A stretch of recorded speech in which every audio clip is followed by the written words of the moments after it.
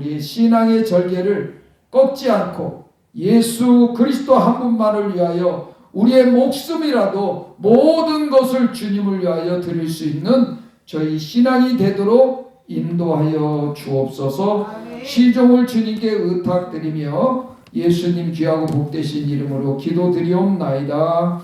아멘. 주기철 목사님에 대해서 말씀을 전하겠습니다. 이분의 어린 시절은 그 경남 창원군 웅천면 북부리에 있는 농가에서 아버지 주현성 씨와 조재선 여사 사이에서 넷째 아들 사남으로 태어났습니다. 어릴 때의 이름이 주기복이었어요. 주기복.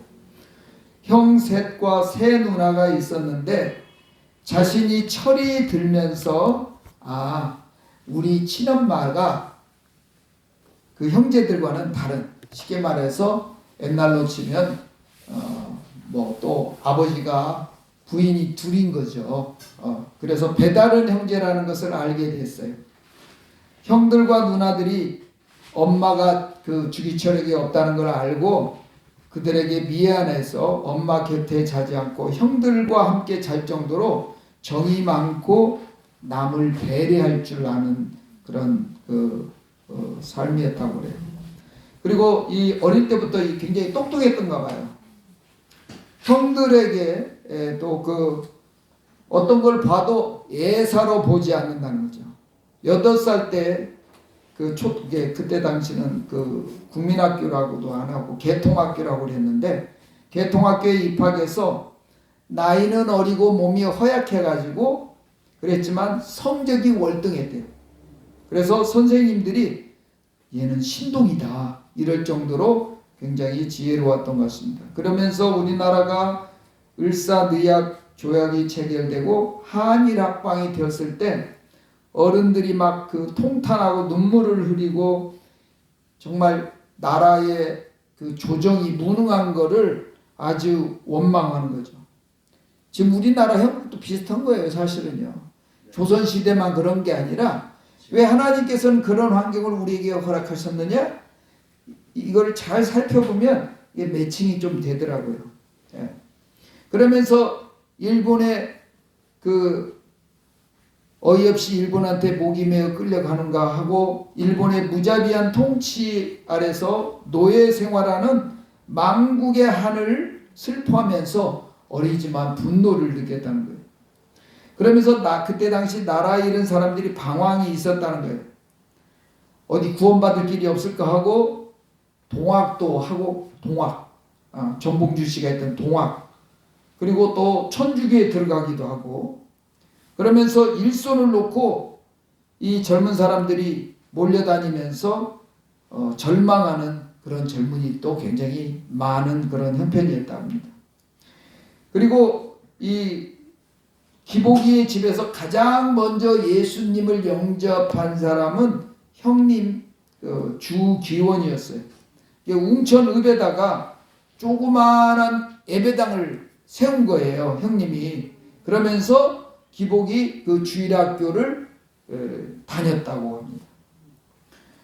그런 가운데 개통학교 다닐 때에 그때 당시 이제 춘원 이광수 씨, 그때 20살이었던 거 봐요. 농촌 계몽운동을 했잖아요.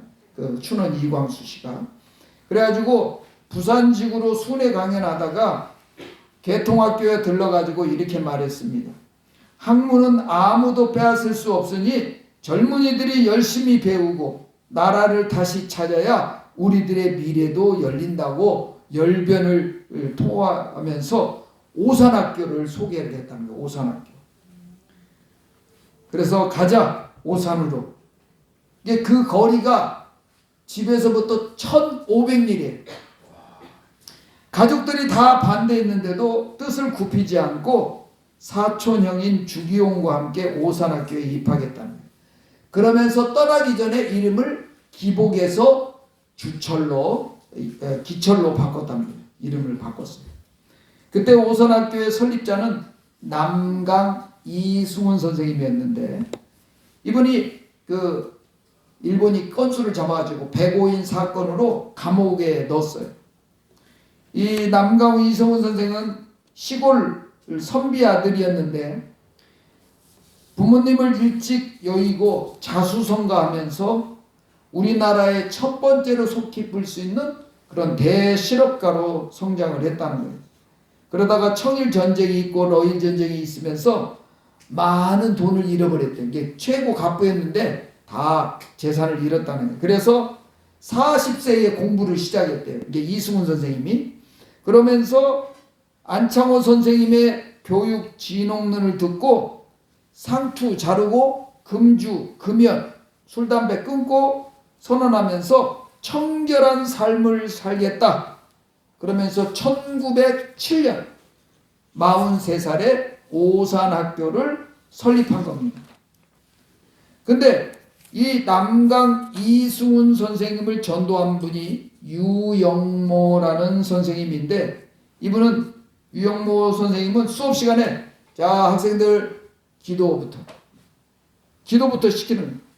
학생들이 싫어해도 상관하지 않고 교과서에도 없는 성경을 학생들에게 가르친 거예요. 그러자 학생들이 변화가 시작되는 거예요. 그러면서 남강 선생도 기독교가 무엇인지 알아보기 위해서 교회를 찾아다니다가 예수님께서 붙들린 거예요. 그래서 학교 교육의 근본을 기독교 정신에 두면서 학생들을 가르치기 시작했어요. 먼저 하나님의 나라와 의를 구하라 하신 말씀을 잘 삭혀야만 합니다. 나라도 중하지요. 내 민족이 겪는 고난은 뼈를 깎는 고통입니다. 그러나 그보다 먼저 구해야 할 것이 하늘나라와 하나님의 의라는 것을 잊지 마십시오. 저희들도 마찬가지. 나라가 지금 막 대통령이 탄핵을 하고 시끄럽잖아요. 이럴 때 우리가 추구할 것은 하나님 나라와 의를 더 추구하면 돼요. 그런 가운데 영하 20도의 강추위에도 냉수마찰을 하면서 안락의자에 앉지 않고 가부좌를 들고 몇 시간씩 명상에 잠기면서 학생들에게 수도적인 생활의 본이 되었다는 거예요.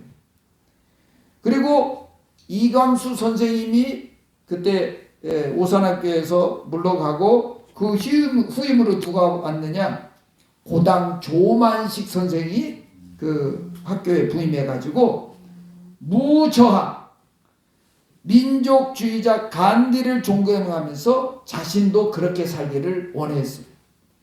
그러면서 소금으로 양치질하고 팥비누로 세수하고 평생 국산품만 쓴 조만식 선생으로부터 주기철 목사님이 어려서부터 이제 애국 정신을 배웠다고 합니다. 그러면서 1915년 주기철이 오산학교 3학년 때 남강 선생님이 감옥에서 풀려났대요. 그 남강 선생님도 참 좀 괴짜 같아요. 내가 하도 바쁘게 동분서주 하니까 하나님께서 나 성경 읽으라고 묵상할 시간도 없으니까 감옥에서 하루 종일 마음 놓고 성경을 읽었습니다. 구약을 수십 번 읽고 신약은 백독을 했을 거예요. 그러면서 오산학교 젊은이들에게 내가 좀 부족한데도 성경 말씀을 읽고 조금 더 성숙하라고 감옥에 보내셨다고 이렇게 생각을 하면서 증거를 했습니다.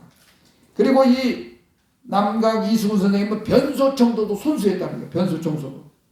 시간 중에 들려서 공부를 함께 학생들하고 같이 공부도 하고, 그러면서 학생들이 빗자루를 뺏으려고 하면 웃으면서 이렇게 말하는, 내가 사람 구실하는 게 이일 뿐인데 이것마저 뺏으려는가. 나는 배운 게 없어서 여러분을 가르칠 힘이 없어요.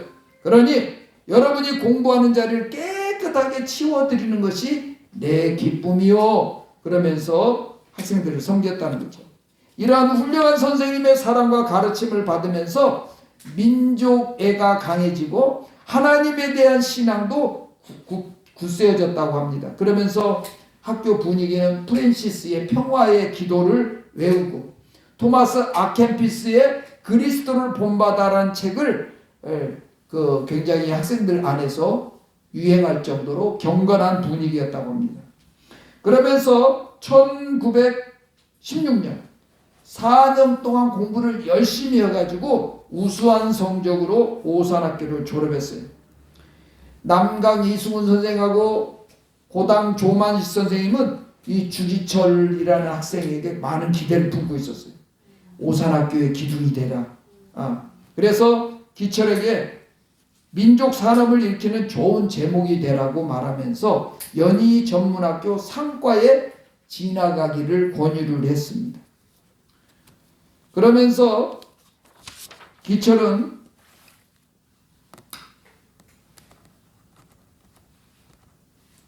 연희전문학교에 들어갔습니다. 그래가지고 어려서부터 이분이 고질병인 안질이 있었어요. 고질병인 안질이 심해져가지고 공부를 하기 힘든 거예요. 우리 1학년 김산신 학생이 좀 간증하는 걸 좀 들어보니까 아기 때부터 원시가 있어가지고 책을 못 본다는 거예요. 네. 책을 보면 그렇게 어렵다고. 아마 주기철 목사님이 안질이 굉장히 심해서 어려움을 당하는 것처럼 그런 어려움이 있었던. 그러면서 형님이 하는 염전, 양조장이 한꺼번에 기울어져서 재산 상속 문제로 불화가 생기고 그러면서 학업을 중단했어요. 그래서 집에 있는 거예요. 상속 문제가 해결을 했지만 눈도 나았지만 쓸쓸한 마음에 신앙으로 달래면서 살아갔어요. 그래서 새벽 기도를 열심히 참석했어요. 그리고 청년 집회에도 부지런히 나가면서 봉사했지만 무언가 비어있는 것 같아요. 허전한 마음에 이기선 목사님이 소개해주는 안기영 씨의 막내딸 안갑수와 결혼 생활을 하게 됩니다. 그리고 마음 편하게 결혼 생활에 가정의 행복에 빠지지도 못했어요. 이약신이라는 친구와 함께 청년운동에 굉장히 바빴어요. 그리고 3.1운동의 실패를 겪으면서 많은 신자들이 회의에 빠졌다는 거예요. 교회를 세웠던 큰형도 작은형도 교회를 등졌어요. 10여 년이나 봉사했던 형들이 불신에 빠지는 것을 보면서 굉장히 갈등이 깊어졌습니다. 이것도 아니다. 정령 삶은 이것만 아닌 것이다. 행복한 가정을 이루는 것도 아니고 그렇다고 나라를 위하여 독립을 채취하겠다고 몸부림치는 이것만도 아닐 것이다. 제3의 존재, 그것이 존재하는 것이다. 왜 나는 그것을 아직도 만나지 못하고 있는가? 그런 고민을 했습니다. 그러면서 거듭난 인생을 갖게 되는데 한 1년이 지나서 첫 아들 주영진이 돌무렵 됐을 때 마산 문창교회에 당시 봉사했던 김익두 목사님이 오신 거예요. 봉사계를 한다고 하니까 사람들이 몰려온 거예요. 소경이 눈을 뜨고 안진뱅이가 걷고 귀머거리가 듣는 기적들이 일어났습니다.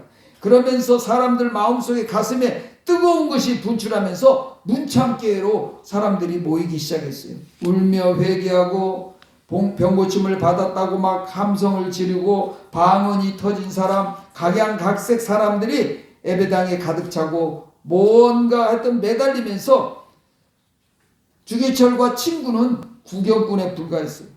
왜 우리는 은혜를 못 받는가? 안타까움과 그런 답답함을 가지고 집회 셋째 날에 그 김익도 목사님께서 성령을 받아라. 그 설교에 성령의 불길이 그 성회에 임했습니다. 장님의 눈을 뜨게 만든 것은 내가 아니라 예수님이요. 귀머거리에 귀를 뚫는 것은 내가 아니라 예수님의 이름으로 성령님이 하신 것입니다. 그러면서 김익도는 막대기요 김익도는 없소. 마음이 가난한 자, 마음이 청결한 자는 지금 이곳에서 역사하시는 하나님을 볼 것이요. 그러면서 바윗돌보다 더 무겁고 자신의 죄를 깨달으면서 통곡이 터지면서 어린 주기철 마음속에 눈물이 쏟아지기 시작했습니다. 그러면서 꼬꾸라지면서 방성되고 가면서 다른 사람의 시선을 아랑곳하지 않고 사랑의 주님을 느꼈습니다. 울고 또 울고 눈물을 그치지 않으면서 어둠 속에서 헤맸고 찾던 그 빛, 허망함 속에서 그렇게 갈망했던 그 주님을 드디어 찾았는데 성령으로 새롭게 되는 놀라운 역사가 있었습니다. 그러면서 이렇게 고백합니다. 야, 우리는 살았어. 우리는 정말 새 생명을 얻었어. 그러면서 친구와 함께 예수님을 만난 기쁨과 감격으로 눈물이 범벅이 되면서 얼싸안고 뒹굴었습니다. 이 험한 세상의 진정한 돈은 살아서 역사하시는 하나님을 의지하고 따르는 것뿐이라는 것을 알게 된 거예요. 그러면서 11월 1일 날 주기철과 그의 친구들이 신학생이 되기로 결심을 합니다. 그러니까 형님들이 모두 화를 내면서 반대를 하는 거예요. 그러자 머리를 빡빡 깎고 결심을 새롭게 합니다. 주님을 위해 목숨 바르치는 일에 앞장서겠다. 그러면서 이분이 어디 신학교를 들어가느냐? 평양신학교에 입학을 합니다. 미래를 보장할 수 없는 이국 땅에 와서 그 헌신하는 선교사 모습들을 보면서 가슴에 뜨거움이 솟아오르고 그 선교사님들에게 저절로 고개가 숙여집니다. 그때 당시 신학생은 대부분 전도사나 조사 노릇을 했대요. 그래가지고 양산에 있는 교회의 전도사로, 주기철 전도사로 봉사를 했습니다. 번듯한 성도들이 있고 예배당도 있었지만 그때 당시 목회자가 없었답니다. 그래서 평양서 양산까지 기찻길로 1500여리였대요. 매주 양산에 오르내니 얼마나 힘들었겠습니까? 어머니와 아내는 기철을 생각하면서 노심초사했대요. 그러나 조금도 고생스럽거나 힘들게 여기지 않았다는 거예요. 그 길은 자신이 살 길이고 하나님께서 주신 길이라고 생각했어요. 졸업을 몇 개월 앞뒀는데 남강 이승훈 선생님이 찾아온 거예요. 이게 스승 아닙니까? 옥고를 치르고 60일 넘기면서 연로에 있는 그 선생님을 보니까 송구하고 가슴이 아픈 거예요. 남강 선생님은 그윽한 눈길로 주기철을 바라보면서 말하는 거예요. 우리 조선의 독립은 오직 교육에 달려있어. 이것은 나 혼자만의 뜻이 아니라 2천만 우리 조선의 요청으로 들어야 하네. 자네의 말로 사람을 키워야 할 인재야. 이제 신학교도 마쳤으니 일본에서 유학해서 오산학교를 맡아줘야 되겠네 하고 말합니다. 자신을 믿어주는 선생님에 대해서 너무 감사하지만 이 제의에 주기철에게는 유혹이었어요. 주기철은 말합니다. 죄송합니다. 선생님의 뜻을 잘 알고 있지만 이미 제 몸은 하나님께 다 바쳐버렸습니다. 한 사람이 두 길을 갈 수 없지 않겠습니까? 선생님은 아무 말 없이 창문 쪽으로 한참 눈을 돌려보고 있는 거예요. 그래, 내 욕심이 지나쳤어. 자네는 이제 우리의 목자가 되어야 하지. 영혼을 도둑맞지 않도록 지켜줄 목자가 더 필요해. 흔하면서도 귀한 것이 사람이거든 하면서 남강 이승훈 선생님이 물러갔습니다. 그때 일본 총독부는 조선 호정령을 공포하고 그 전 세계가 뒤숭숭했어요. 무소리니가 파시스트 내각을 조직하면서 이곳저곳이 뒤숭숭했습니다. 동경으로 중심으로 관동 대진이 일어났어요. 민심이 흉흉해지니까 일본 사람들이 그거를 어떻게 수습해 볼까? 조선 사람에게 뒤집은 거죠. 조선 사람이 불을 지르고 약탈을 일삼으면서 우물에다 독을 풀어 우리 일본 사람을 죽이겠다. 그렇게 소문을 냈어요. 그래서 일본 사람이 조생징을 그냥 찾아다니면서 칼과 죽창으로 몽둥이로 마구 죽이는 것이 수천 명이었다는 거예요. 그러면서 러시아, 중국 등지에 열병처럼 퍼져가지고 공산주의자가 우리나라에까지 전염됐다는 거예요. 사회 청년 운동을 틀어잡고 정면으로 교회에 도전해 왔다는 거예요. 그때 주기철은 이런 고백을 했습니다. 하나님, 이 민족이 살 희망은 주님밖에 없습니다. 불쌍히 여겨 주소서 하고 고백을 했어요. 그런 가운데 이분이 나이 30에 1926년 3월에 평양신학교를 19회로 졸업을 합니다. 신학교를 다니는 동안 아들 영만과 셋째 아들 영묵이 태어났어요.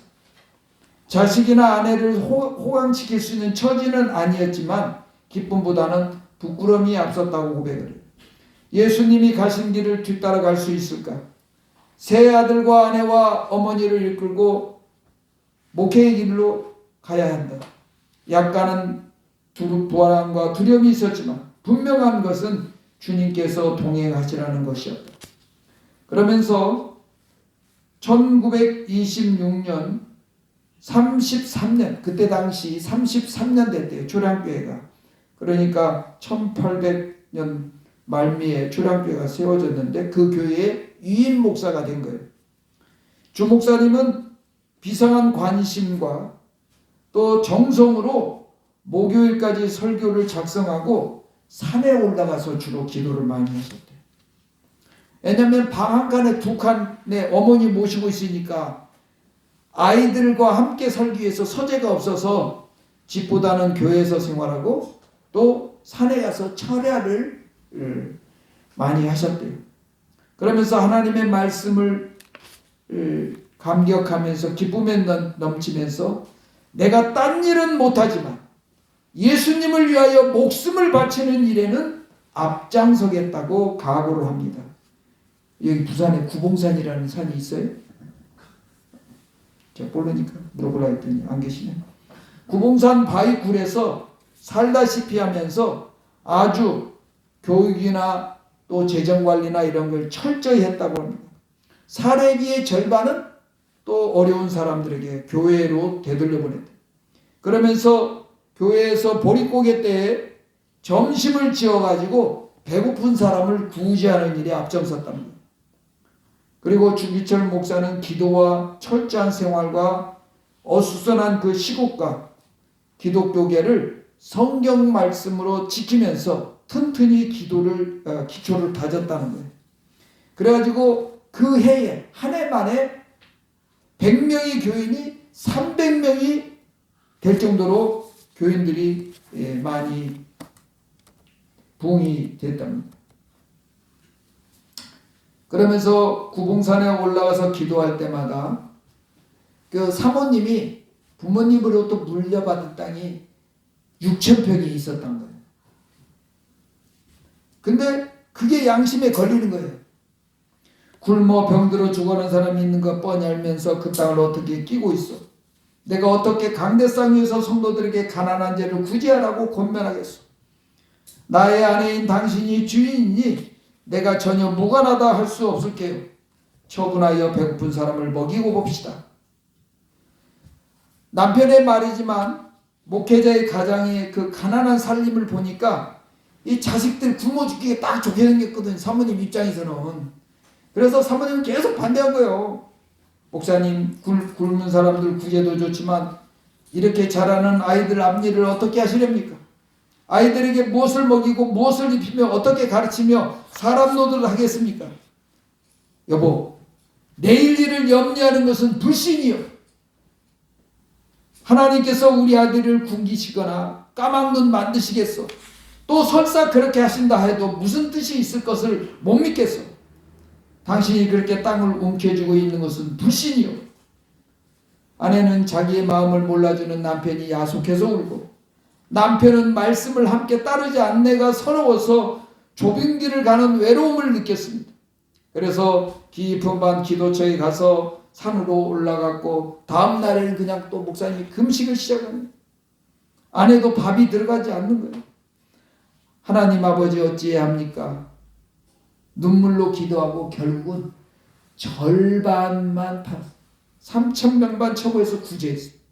나중에 그 3,000평이 또 누구에게 가냐면 오정모 사모님이 병원 또 치료비로 그게 다 들어가.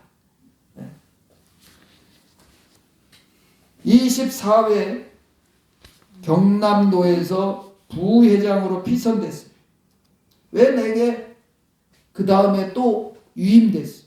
왜 이 일을 맡겼을까? 고민하는 가운데 그때 당시 무엇이 대두가 됐냐면 신사참배 문제가 대두가 됐어요. 노예와 교회들이 영적으로 전쟁할 준비를 시키도록 하시는 거구나. 이게 하나님의 뜻을 깨달았어요. 그래서 목사님이 제일 한 거예요. 경남노예는 신사참배를 반대한다. 그리고 경남 일대의 교회들이 그렇게 뜻을 같이 하기로 단단히 결속을 했습니다. 신사참배는 10계명 중 엄연히 첫째 계명과 둘째 계명을 어기고 우상을 섬기는 일이다. 우리는 계명을 어기고는 살 수 없음을 천명하며 일본이 받드는 신사 앞에는 결단코 나가지 않을 것이다. 그러면서 신사참배하지 않겠다고 마귀를 정면으로 대적하고 나갔습니다. 그런 가운데 문창교회가 그 어린 그 주희철 목사님이 김익두 목사님으로부터 큰 은혜를 받은 곳이잖아요. 재정도 튼튼하고 그런데 그 교회가 목회자가 문제가 많았었던가 봐요. 그 5대 목사였던 박모라는 목사님의 얼굴이 굉장히 잘생겼는가 봐. 말도 구변도 능란해서 사람들이 반할 정도였대요. 근데 미망인 여전도사를 막 껴안는 그런 부정적인 소문이 났다는 거예요. 그래서 간음, 미수, 제7개, 7계명 간음하지 말라. 그래서 이 노예의 이 목사를 고소를 했어요. 그래서 이 박 목사라는 사람은 오히려 자신이 북부 출신인데 남부지방에서 목회하다가 내가 억울하게 누명을 썼다고 총회에다가 탄원했어요. 그래가지고 이 문제가 결국은 남북 대립하는 분쟁으로 확산까지 됐어요. 노예 초용에 간에 싸움이 되고 교회는 교회대로 집집마다 부모 자식 간이 싸움이 됐어요. 예배당에서 주일마다 난투극이 벌어졌답니다. 나중에 이 박 목사는 어떻게 됐냐? 평양 모란공회에 자리를 펴놓고서 사주쟁이 노릇한다. 목사님이 그렇게 하면 되겠습니까? 먹고는 살아야지요. 그러더래요. 그 책을 읽어보면 그렇게 나와요. 진짜 마귀의 유혹에 여러분 난다 긴다는 사람이 어느 날 외국 선교 간다고 하잖아요. 10 중에 8, 9면 이성 문제 터진 거예요. 마귀의 유혹에 빠져가지고 정욕의 목을 얽은 채 결국은 회개치 않고 결말이 어떻게 되는지를 보여주는 것이 그 목사라는 사람이 사주 관상하고 있으니 얼마나 안타깝겠습니까? 그런 문창교회가 계속 흔들릴 때 그 교회에서 우리 교회를 그 새롭게 해줄 사람이 누구냐? 주기철 목사로 청빙을 했어요. 그리고 주기철 목사님 셋째 아들이 홍역으로 잃고 딸아이도 잃고 부모님 마음이 얼마나 아팠겠어요. 왜 하나님께서 아이들을 희생제물로 데려갔었을까? 그리고 문창교회 청빙위원들이 찾아와가지고 문창교회로 와달라고 부탁을 한 거죠. 초량교회에서 5년 반 동안 목회를 하면서 목회를 잘 하셨잖아요. 구봉산에 가서 밤이 밝도록 엎드려서 기도하고 초량교회의 사임의 뜻을 밝히고 초량교회는 눈물바다가 됐답니다. 하나님이 가라 하시니까 거기에 순종하신 거지. 우리가 이제 헤어지는 것은 하나님이 지시하시는 전장으로 떠나가는 것이죠. 우리의 이 발걸음은 영적 전쟁을 향해 내딛는 첫걸음이 될 것이요. 우리가 각기 헤어져 가는 그 자리는 주님이 함께 하시는 영적인 전쟁터인 것이요 하고 고백을 했습니다. 그러면서 1933년 일본의 그 기세가 점점 무섭게 조선 땅을 짓눌렀죠. 전 세계는 경제 위기 속에서 일본의 군국주의가 판을 치는 그런 때였습니다. 일본은 북쪽을 정벌하겠다는 꿈을 꾸고 조선 땅을 군수기지로 만들려고 혈안이 되었어요. 문창교회는 문제가 많았지만 주기철 목사님이 오고서 오직 말씀과 기도를 통해서 교회의 여러 문제를 해결했습니다. 오랫동안 영적으로 기가를 허덕이던 성도들이 맑은 물을 공급받으면서 안정을 취했어요. 그리고 안갑수 사모님이 그 의신여학교 교사인 그 오정모 선생님을 주일학교 교사로 일하면서 이 기도와 성경에 열중하면서 주목사님의 온유한 인격과 그 성도들에게 많은 기쁨을 주었던 모양입니다. 영역, 사랑, 학식이 다 구비되어 있어서 문창교회가 날로 새로워졌다는 거예요. 그런데 갑자기 안갑수 사모님이 돌아가신 거죠. 그리고 난 가운데 그 사모님이 종기로 결국은 그 별세를 하시게 된 것 같습니다. 안갑수 사모님은 굉장히 다정다감한 분이었어요. 사실 하나님께서 주기철 목사님을 옥바라지 시키려고 하면 안갑수 사모님의 성부로는 감당할 수 없으니까 하나님이 데려가시기 아닌가 저는 생각을 해요. 그러면서 그 오정모 그 교사 선생님에게 마치 친동기가처럼 지냈거든요. 아우님, 어머니와 아이들을 부탁해요. 목사님을 도와드려요. 제발 부탁이에요. 그러면서 안갑수 사모님이 1933년 5월 19일 별세를 하십니다. 아내를 땅에 묻고 돌아와서 교회에 여러 가지 문제가 있는 거죠.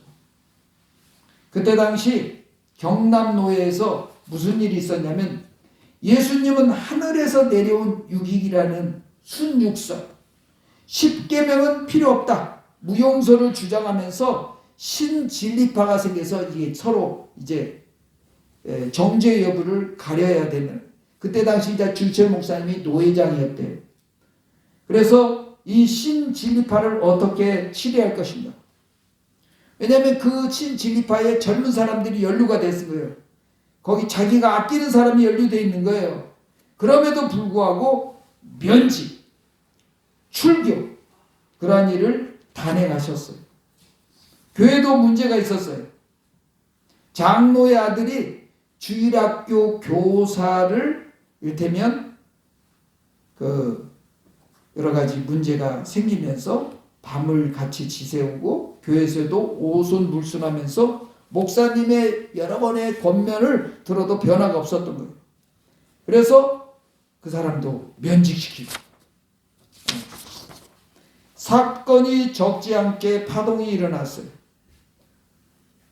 그리고 건실치 못한 교제를 하는 청년에게는 무기 책벌을 내렸습니다. 그러면서 자신을 초량교회에서 문창교회로 청빙하기 위해서 적극적으로 나섰던 선배 장덕생이라는 목사가 교리 해석을 제멋대로 만들어서 새 교파를 만드는 거예요. 그래서 그도 제명을 했습니다. 비록 잘못은 했지만 목회자를, 교직자의 생명을 잘라야 하는 노회장의 심정은 참담했다고 고백합니다. 그래서 또 산에 올라갔습니다. 왜 하나님께서는 이런 일을 맡기시는지 정말 괴로웠어요. 하나님의 법이요 교회의 법을 따라서 결정하기는 하지만 인정이 무엇인지 칼로 자르듯 끊어내는 것이 너무나 괴로웠다고 고백합니다. 산에 올라가서 하나님의 뜻이 밝혀질 때까지 기도하는 거예요. 밤이 깊어지면서 평평한 바위 위에서 꿇어 엎드려 가지고 그냥 그 숨결은 그대로 신음소리였어. 내가 어떻게 이 성도들을 이끌어가야 하는가. 그리고 사흘 만에 세상을 떠난 아내의 죽음, 두 아이의 죽음, 또 어떤 제명을 하고 책벌을 하고 한국 교회를 키질하는 그 일본, 이런 곳에서 또 이 땅 곳곳에 세워지는 신상, 그러면서 예수님을 찾는 그의 울부짖음은 산 전체를 흔들었다고요. 새벽녘에야 하나님의 음성이 있었습니다. 제단은 높은 곳에 있느니라. 제단에 오르려면 계단을 밟아야 하느니라. 자신이 걸어가야 될 것이 길이 제단을 향해서 올라가는 계단이라는 것을 깨달습니다.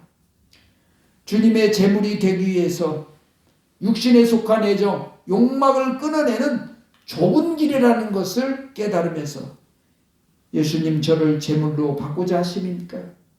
오 주님, 두렵습니다. 저에게 힘을 주옵소서. 제가 어찌 감히 제물이 되겠는지요. 그런 고백을 합니다. 그러면서 하나님의 또 새로운 계획이 있습니다. 그리고 주일 예배를 드리고 몸이 아파서 몸져 누웠고 말았어요. 영양실조, 과로 10여 일간 그 심하게 앓고 나니까 그냥 민망할 정도로 몸이 수척해졌다고. 1934년 목사님의 건강이 너무 안 좋자 이제 재익들이 목사님의 재혼 문제를 들고 나온 모양입니다. 안갑수 사모님의 유언도 있고 여러 가지 면으로 오정무 선생님이 적임자로 생각했어요. 근데 오정무 선생님은 주기철 목사님을 성직자로는 존경하고 사모했지만 이분이 자기가 사모 노릇하는 것은 나 못한다고 야매차게 거절을 했습니다. 그러니까 하나님이 징계했는지 이 오 목사님도 학교에서 학생을 가르치다가 쓰러져 버렸어요. 결핵성 복막염이었어요. 뱃속에 고름이 너무 퍼져서 수술도 힘들었다는 거예요. 의사가 오정무 선생님 살 가망성이 없다고 진단을 했어요. 그래가지고 몸이 좀 호전되면서 오정무 선생님이 정신이 들자 그 주기철 목사님의 결혼을 사람의 재혼으로 생각하고 당장 거절했던 것을 하나님의 뜻을 무시했던 자신의 오만과 불성을 회개하면서 주기철 목사님께 용서를 구했습니다. 제가 살아있으면 목사님의 돕는 배필이 되라는 뜻으로 믿을 수밖에 없습니다. 목사님이 처분대로 하겠습니다. 목사님이 보잘것없는 목숨을 이어주시니 바로 그 일을 맡으라 하심을 이제 알았습니다. 아까 말씀드렸듯이 안갑수 그 사모님이 남겨놓은 3,000평 그 땅을 팔아가지고 오정모 그 사모님 병을 또 치료하는데 거기에 다 쓰신 거죠. 그러면서 금강산에서 장로교 수양관에서 수양회가 열렸습니다. 장로의 목사님과 선교사 200명이 모여가지고 이 조선교회의 당면한 문제를 놓고 기도하고 의논했어요. 그때 예언자의 권위라는 제목으로 설교를 하셨어요. 엘리야의 권위, 에레미야의 권위, 세례 요한의 권위는 일사가고 연후에야 이루어졌습니다. 여러분 몰라서 말을 못하십니까? 우리가 왜 벙어리 개가 되었습니까? 목사도 일사가고 연후에 할 말을 해야만 목사의 권위, 예언자의 권위가 설 것입니다. 그런데 우리는 아무 까닭 없이 일본의 한낱 순경 앞에 쩔쩔 매고 있습니다. 그러니까 준지 일본 순경들이 거기에 달라들어가죠. 아수라장이 됐어요.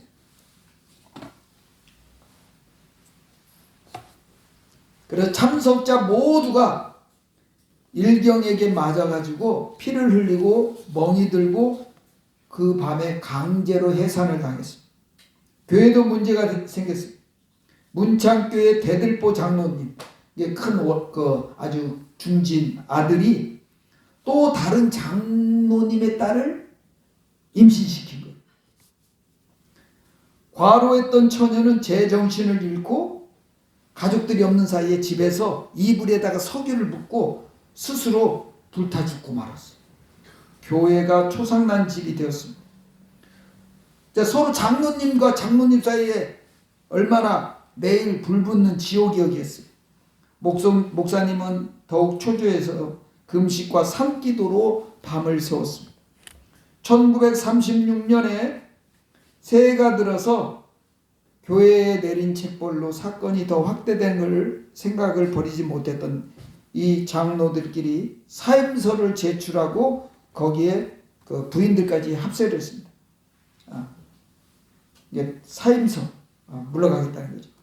그러면서 평양에서 총회 종교교육부 총무였고 노예 청수격인, 이게 노회장 하면서 또 총회의 교육부장도 맡으신 분 같아요. 신사참배를 하면서라도 우리들의 자녀를 교육해야 된다, 이렇게 주장을 한 거예요. 유력한 사람이. 평양을 가운데 두고 남쪽에는 무교의 사상이 날뛰고 평양 쪽에는 공산주의자들이 기독교를 아편이라고 매도하면서 전도자들을 학살하고 있었습니다. 그래서 일본에 건너가 공부했던 목사들이 일본 순회 전도 강연을 부탁받아가지고 한 달 이상 전도 강연길을 떠난 후에 가족 간에는 보이지 않는 결속감이 생겼어요. 교회도 조용해졌어요. 목사님이 돌아오고 난 다음에 평양 산정형교회에서 주기철 목사님을 청빙하는 편지를 받게 됩니다. 편지를 내려놓고 무악산에 올라가서 엎드려서 기도합니다. 왜 저를 부르십니까? 왜 남쪽 끝에 있는 저를 그곳으로 가야 합니까? 그리고 고당 조만식 장로님이 직접 찾아오셨어요. 그리고 오정모 사모님도 생생하게 꿈을 꿨습니다. 하나님이 허락하신 환경이라는 것을 확신하고 순종의 길로 나아갑니다. 그러면서 산정형교회에 1936년 7월에 산정형교회 목사님으로 부임을 합니다. 교회는 아직 잔치 분위기였어요. 거기는 민족주의자들의 총본산으로 자타가 공인하는 위치였고 중산층의 신자들도 있고 재력 있는 신자들도 있었습니다. 그래서 특수총을 수용한 교회였습니다. 순수한 신앙을 이끌고 지켜나가는 일이 그렇게 쉽지 않다는 것이 예상이 되는 거죠. 주기철 목사님은 교회 안에서 먼저 영적 전투를 시작할 결심을 합니다.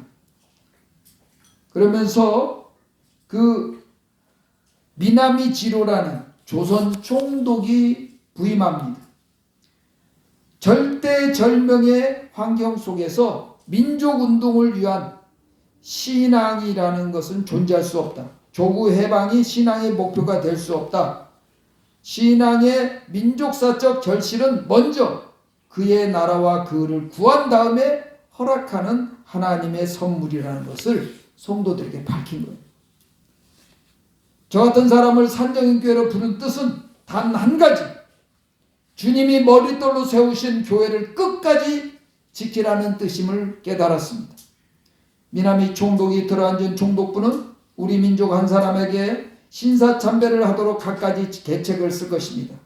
감언이설, 강제유역, 자신의 법대로 온갖 방법을 휩쓸어 올 것입니다. 신사참배가 총칼이 아니니까 별것 아니라고 생각하지 마십시오. 하나님을 아바 아버지라고 부르며 새 생명을 얻은 우리가 생명을 잃느냐 지키느냐 두 가지 중에 하나를 택하게 되는 절체절명의 사건이요 시험인 줄 알아야 됩니다. 이 문제는 우리 민족을 살아가시는 주님께서 우리가 하나님께 쓰임받는 백성이 될 것입니다. 우리의 소명은 이 땅의 교회를 지키는 파수꾼이 되라고 하시는 것입니다. 그렇게 설교를 하고 신사참배에 대처할 사항들을 말합니다. 첫째, 일본의 신사를 참배하는 것은 하나님이 주신 계명 중에서 첫째 계명과 둘째 계명을 동시에 범하는 일이요. 둘째, 신사를 참배하는 교회는 주의나 신분을 분문하고 공개 제명 출교시킬 것이며, 셋째, 신사 참배 거부로 인하여 발생하는 모든 책임은 주기철 목사 자신이 지겠다고 고백을 합니다. 그러면서 재직들과 마음을 각오를 새롭게 하면서 왜 주님께서 주기철 목사를 산정 있게 보내주셨는지를 감사를 드렸다고 합니다. 그러면서 미나미 총독이 부인하면서 조선 사람들의 목을 조이기 시작했어요. 그러면서 조선 사람을 일본 앞에 무릎을 꿇게 하겠다. 어느 날 형사들이 그런 호언장담을 했어요. 그러다 10월 1일 황국신민서사라는 것을 제정하고 황국신민체조를 만들어서 체조를 하게 하고 일본 천황의 사진, 일장기, 일본 국가를 인쇄한 액자를 만들어 가지고 매일 거기다가 경배하도록 지시를 했습니다. 집집마다 가미다나를 설치해 가지고 신단을 만들어 가지고 평양 곳곳에 신사를 세워놓고 지나가는 사람마다 코가 땅이 닿도록 공손하게 절하지 않으면 불경죄로 잡아가기 시작합니다.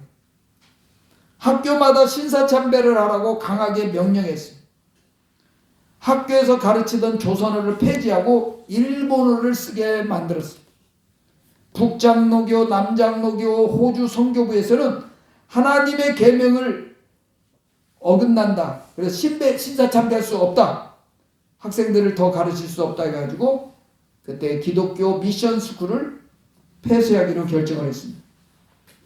선교사들이 순수 전통신앙을 지키는 것을 보면서 동아일보나 기독신보에서는 선교사들을 공박하고 폐교된 학교들을 이 조선의 돈 많은 사람들한테 인수하라고 부추기면서 교단이 두 패로 서로 갈라지는 그런 부끄러운 일도 그때 당시 자행했다고. 황국 시민의 선서라는 그 잡지에 글을 실기하고 기독교인의 국가 봉사 이런 사설을 실게 하면서 일본 황실에 순종하지 않고 저항을 하는 것은 성경 말씀에 위배되고 하나님에 대한 범죄라고 아주 미혹을 하는 거죠. 상정형 교회 예배는 여호와 하나님께 향한 순결을 지키기 위한 뜨거운 부르짖음으로 더욱 뜨거워졌어요.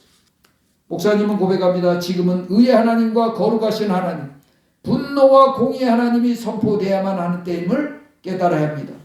마땅히 지켜야 할 신앙의 정자를 헌신짝처럼 버리고 난 뒤에 사죄를 바라는 안일한 신앙이 불지옥으로 떨어진다는 것을 분명하게 알아야 될 때라고 선포합니다. 그러면서 가장 그렇게 어려울 때에 주기철 목사님은 새 예배당을 건립하려고 합니다. 교인이 600명으로 불어났어요. 그래서 예배당을 신축해야 되겠다.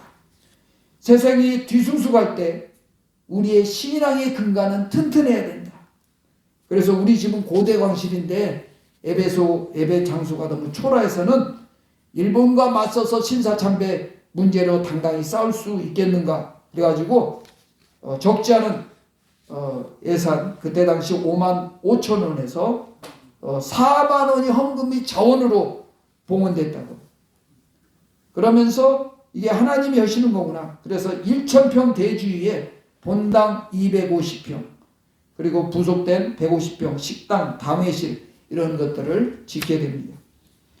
헌당 예배를 드리는 날 2월 8일 날 그 평북 노예에서 김일선이라는 목사가 노회장으로 선출이 됐는데 이 김일선이라는 사람을 평양신학교 신학생들이 친일파 앞제비가 노회장이 됐다고 아주 울분과 흥분으로 그 김일성 목사가 심어놓은 그 기념수소도 뽑아버리고 편말까지 다 깨트려 버렸어요.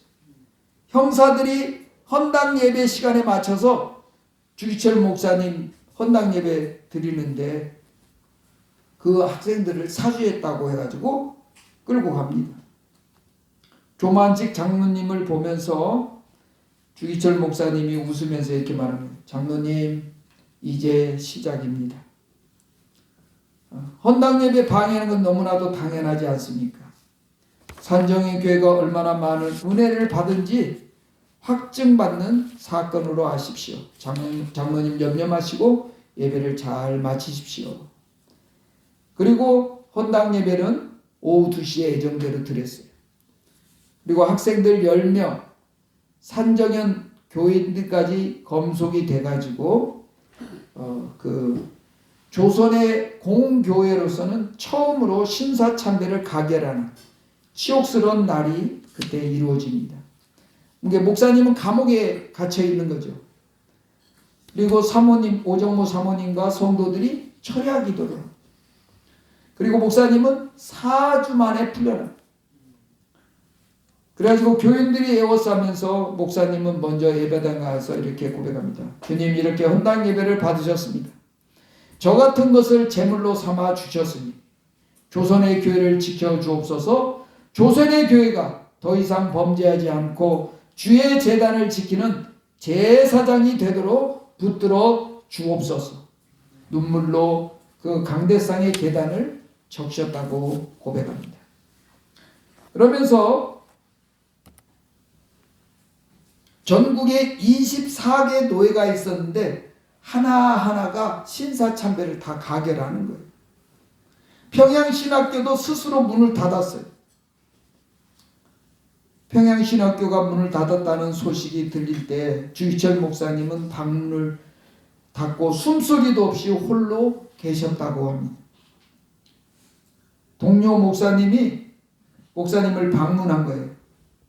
선교사들은 고국으로 돌아가고 평양신화를 짓밟는 자들이 그 모란봉에 세운 일본 신궁 텃밭에 평양신화를 기독교를 새로 만들고 평양 기독교 친목회, 서울 혁신교단 이런 교단을 커가면서 산정형교에서 새벽 기도를 드리면서 기도한 내용까지 다 이 친목회에서 밀고를 하는 거예요. 동료 목사들이 분노하면서 목사님 그런 인간들을 그냥 두고 보실 작정입니까? 목사님이 고요하고 슬픈 눈으로 우리에게는 그들을 치리할 권한이 없어요. 다만 우리에게는 그러한 배역을 주시지 않은 하나님께 눈물로 감사드릴 일밖에는. 두려운 것은 이 땅에 이 민족이 겪게 될 죄이죠. 이미 이 민족은 엄청난 죄를 쌓아가고 있습니다. 혹여 눈물로 부르짖어 기도하면 하나님께서 그 쌓여있는 죄를 조금 덜해 주시지는 않을까 바랄 뿐이죠. 그러면서 눈물로 흐느낌으로 이어갑니다. 저녁상을 물리고 주기철 목사님의 제의로 모두 묘양산으로 기도를 떠납니다. 세 사람이 통곡과 부르짖음으로 산을 흔들고 밤하늘을 흔들었습니다. 주기철 목사님이 이르기 묘양산으로 떠나는 날 일본이 파견한 일본 기독교 대회 의장 도미다 목사가 총회를 앞두고 주기철 목사님을 회유하러 한국에 왔어요. 이미 4개의 노예가 연합으로 그 일본 목사님을 성대히 환영을 한 거예요. 그리고 그 모임 장소를 산정익교로 정한 거예요. 주기철 목사님이 이런 묘양산에서 평양에 도착해서 금식을 하던 그대로 산정익교로 가셨습니다. 도미다라는 목사가 깍듯한 태도로 싹싹한 말씨로 신사를 종교의 대상으로 삼고 있지 않다고 누누이 설명합니다. 전 신사는 종교의 대상이 아니다. 주기철 목사님도 차분하면서도 죽음을 각오한 단호함과 의연함으로 그 도미다 목사를 향해서 질문을 하는 거예요. 그러면서 이렇게 말씀하십니다. 도미다 목사님, 십계명을 외우십니까? 언제 성경을 읽으셨습니까? 먼저 그의 나라와 의를 구하는 것이 그리스도인의 강령이라면 목사님도 일본의 유익을 위하여 지금 불법을 함께 자행하고 있다는 사실을 알아야 합니다. 목사님이 진정 그리스도의 사도라며 진정 조국 일본을 사랑한다며 이렇게 조선 사람들에게 신세를 참배하라고 권고하며 다니기보다는 같은 동포인 일본 사람들에게 더 열심히 복음을 전하셔야 하지 않겠습니까? 일본에도 신앙 양심을 목숨보다 더 귀하게 여기며 지키는 훌륭한 분들이 많습니다. 참으로 복된 일이죠. 일본도 한시 앞이 여호와 앞에 돌아와 더 큰 일을 저질러 돌이킬 수 없게 되기 전에 그리스도의 진리 앞에 무릎 꿇는 행복을 누리시기를 원합니다. 그러자 도미다 목사가 얼굴이 창백해집니다. 그래서 쓴 웃음을 짓고 주이셀 목사님이 귀를 기울이다가 간담회가 새벽 4시가 돼서 도미다 목사의 패배로 끝나버립니다. 도미다 일행의 성대한 만찬이 벌어졌고 4개 노예 신사참배 가결의 그 선물을 안고 일본으로 돌아갑니다. 주기철 목사는 그날 저녁에 저녁상을 받지 않았습니다. 오정모 사모님도 방문을 가만히 닫고 들어서니 책상 위에 펼쳐진 백지에 글이 써 있는 거예요. 이렇게 써 있어요. 아, 내 주 예수님의 이름이 땅에 떨어지는구나. 평양아, 평양아, 예의 동방의 내 예루살렘아, 영광이 내게서 떠나도다. 모란봉아 통곡하라. 대동강아 천백세에 흘러가며 나와 함께 울자. 드리리다 드리리다. 이 목숨이나마 주님께 드리리다. 칼날이 나를 기다리느냐. 나는 저 칼날을 향하여 나아가리라. 그러면서 책상 앞에 어깨를 들먹이면서 우시는 목사님 곁에서 주님도 함께 울고 계셨다고.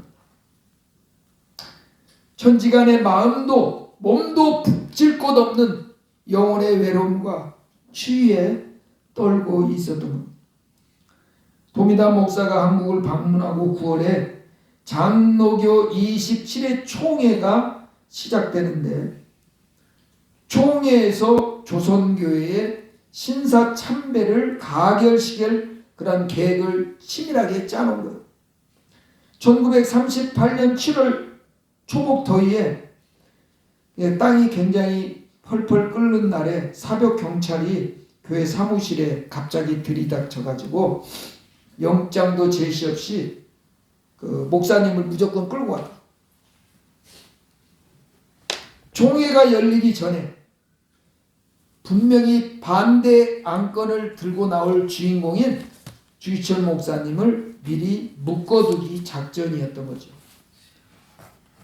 그러면서 스미즈 형사가 주기철 목사님을 구속에 놓기는 했지만 죄목을 잡을 수가 없는 거예요.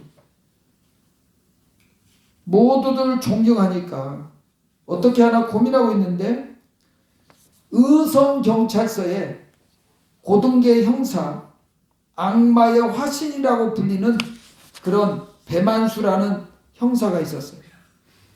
이 형사가 평양에 와가지고 의성교회의 그 자료를 뒤지다 보니까 유재기라는 목사님이 기독교 청년 멸례회, 이게 멸례회라는 말은 요즘 자주 안 쓰는데 청년의 모임입니다. 일종의. 그러한 그 모임들을 그 청년들을 가두어 놓고서 너 누구한테 사주를 받았냐 이렇게 엮다 보니까 이게 평양신학교 신입생 환영 야유회로부터 농촌 계몽 운동으로 시작됐으니까 회장은 산정교회 조만식 장로고 교인 중에는 몇몇 중요한 인물들을 엮어가지고 주기철 목사님을 선동자로 만들어가지고 쉽게 말해서 주기철 목사님을 끌고 간 거예요. 그래가지고 의성경찰서에서 그때부터 고문이 시작됩니다. 검도형 몽둥이로 자주 부러지고 앉혀놓고 짓이기는 매질에 또 천정에 가로지른 강목에다가 발목을 묶어 매달아 놓고 가죽 채찍으로 휘두르면서 비행기를 태우는 거예요. 이게 거꾸로 매달아 놓고 그냥 때리는 거죠. 그러면서 형사들이 차례로 지하 고문실에 드나들면서 이런 말을 합니다. 아직 매운맛을 못 봐서 입이 살았어. 그래가지고 고춧가루를 주전자 물에다가 코와 입으로 갖다가 붓는 거예요. 그러니까 얼마나 뜨겁겠어요. 지옥불에 불 붙은 같이 그런 극심한 고통이 오는 거죠. 숨통만을 막는 것이 아니라 혈관도 타붙게 만들었다는 거예요. 그리고 감방에 있던 청년이 내미는 밥덩이를 간신히 받고서 눈물을 흘리면서 이렇게 고백합니다.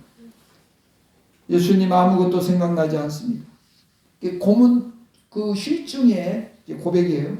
나는 완전히 버림받은 자 같을 뿐이며 갈 곳이 아주 없는 자가 같이 되었습니다. 부끄럼도 모르겠고 희망이라는 것을 처음부터 모르는 자같이 되었습니다. 주님 성찬으로 받사오니 주께서 저와 함께 하심을 확증하게 하시옵소서. 불쌍히 여기시고 새 힘을 주시옵소서. 그러면서 한 입 베어 묻고 그 밥덩이는 목구멍을 찢으면서 넘어갔다고요. 목구멍은 밥 한 덩이를 넘기고 나서 전신에 불을 붙이는 것 같았다. 희한하게도 그 순간 주기철 목사님의 영혼은 불빛을 만나듯이 밝아졌다. 터지고 깨어진 그 전신에서 기쁨의 전류가 번개처럼 흘러 들어오는 것 같다. 고통을 감내하는 것은 자기 자신이 아니라 자비한 신비한 신이 얹혀 있다는 걸 깨달은 거죠. 그런 가운데 고통과 고난이 깊을수록 정금처럼 빛나는 생명과 생명의 빛을 느낄 수가 있었다는 거죠. 그 농우의 사건은 낭하 형사와 배만수 형사 등 억지로 엮어놨기 때문에 없는 죄를 만들기 위해서 고문이 더 혹독했다는 거예요. 주기철 목사님의 손톱을 잡아 뽑았다. 손톱에 뿌리가 남아있는 자리에 대나무 바늘로 쑤시고 찔렀다는 거예요. 주여 이들을 불쌍히 여기소서. 이들을 불쌍히 여기소서. 그러다가 기절하면 얼굴에 물을 끼얹고 의식이 깨어나면 널판저에 올려놓고 사지를 묶어놓았다는 거예요. 아랫도리를 벗기고 나서 알코올에 적신 탈지면을 꼬챙이로 가지고 요도에 쑤셔 넣었다는 거예요. 요도라는 것은 남성의 생기를 말합니다. 찢겨서 피가 흐르고 면도날로 아랫배를 점여지면서 주님 이것을 겪게 하시려고 내 목구멍에 밥을 넣어 주셨나이까. 이것을 겪게 하시려고 나의 숨을 이어 주셨나이까. 오 주님 십자가 위에 주님 나를 받으소서. 나를 그 품에 감추어 주소서. 얼마나 고문이 심했던지 의성경찰서에서 고문을 받던 권중화 전도사님은 거기에서 순교를 하고 박학전 목사님은 고문 끝에 정신을 잃고 실성을 했다고 합니다. 평안 장로회는 신사참배는 교리에 배태되는 것이 아니다. 신사참배 해도 된다는 말로 그렇게 만드는 거죠. 경안노회도 정기노회에서 신사참배를 가결했습니다. 총회에서도 과반수가 넘는 17개 노회가 신사참배를 스스로 가결했어요. 장로회 27차 총회에서 평양 소문박 예배당에서 219명의 총대가 모였는데 그 사이사이에 97명의 경찰이 끼어 앉아 있었다는 거예요. 경찰들 모임 같았다고 합니다. 백인숙 전도사님하고 오정모 사모님은 총회에서 방청객으로 참석을 했다는 거예요. 임원들이 임원선거를 하고 나서 허둥지둥 신사참배를 가결하는데 노회장 박 목사가 일어나서 이렇게 말합니다. 신사참배 경위와 그 성명서 발표를 제안합니다. 그러니까 조선교회는 신사참배를 하지 않을 것이요 신사참배를 반대하고 조선 기독교인 중에 그 누구도 신사참배를 할 사람이 없어. 외친 사람은 조선 사람이 아니고 미국 선교사였다고. 사복 경찰이 순식간에 달려들어서 그 선교사를 끌고 나갔어. 소란이 있고 나니까 총회장은 가시면 예하시오. 그리고 나서 몇 명이 기어들어가는 소리로 예하니까 아니면 아니라고 하시오 물어야 되거든요. 그거는 아예 묻지를 않은 거예요.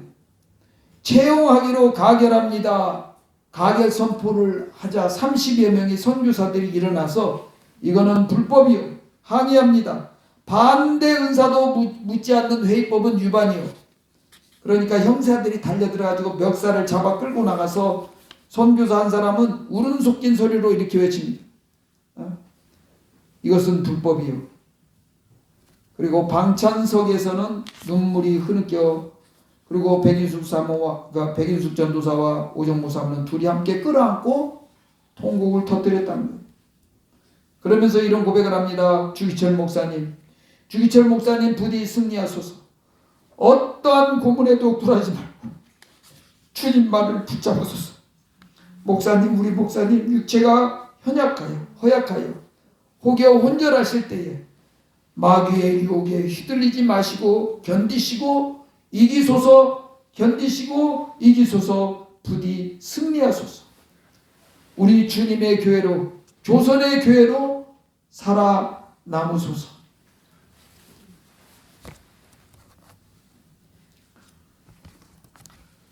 의성에서 주기철 목사님을 면회해도 좋다는 허락이 오니까 오정모 사모님은 먹는 것 자는 것도 있고 한 걸음에 달려가셨습니다.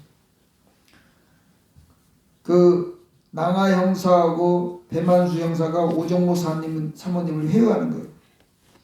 주기철 목사가 시국에 둔해서 그러니까 부인이 면회를 하면 요즘 돌아가는 사태를 잘 설명해서 신사 참배하겠다는 약속을 받도록 설득하라는 거예요. 그러면 당장 석방해주겠다. 어차피 교단과 총회가 속절없이 무릎을 꺾었는데 왜 주기철 목사 혼자서 고초를 겪어야 한단 말인가. 그러다가 혼자 스스로 소스라치게 놀라면서 오사모님은 갈등으로 시달리고 있는 형사실 문이 열렸습니다. 주기철 목사님이 들어오신 거예요. 근데 그 모습이 너무 처절한 거예요. 깎지 못한 수염 속의 얼굴은 그냥 하얀 백납 같은 빛이었고 안질이 도져서 눈은 벌겋게 출결되었고 저고리는 헐렁해가지고 허수아비에게 걸쳐놓은 옷처럼 보였다는 거예요. 손가락으로 건드리기만 해도 건불처럼 쓰러질 것 같은 모습이었다는 거예요. 목사님은 오정모 사모님을 발견하자 생기가 없고 웃으시는 거예요. 반가움과 희망과 지옥 같던 환경에서 벗어나고 싶은 열망이 있었겠죠.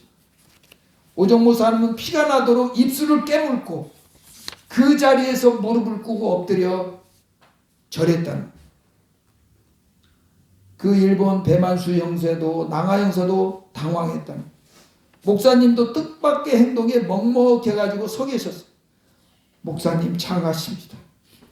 조선의 교회가 다 무너져도 목사님이 견디시는 한 우리 주님의 교회는 그 자리에 건재합니다. 목사님 승리하셔야 합니다. 주님께서 목사님의 승리를 끝까지 지켜보시며 기다리고 계십니다. 그러자 그 배만수 형제가 오정모 사모님 머리채를 잡아 채는 거예요. 아니 이런 독한 계집이 있나. 제 서방을 석방시키도록 말을 거들냈더니 뭐야? 더 견디고 승리하라고? 세상에 서방을 죽음의 길로 모르는 독한 여편네로구만. 그러면서 머리채를 잡아 뜯기면서 목사님 우리 기도가 결코 헛되지 않습니다. 목사님 지금까지 견디신 것처럼 기도하시면서 견디십시오. 모두들 잘 계시니까 집안 염려는 하지 마세요.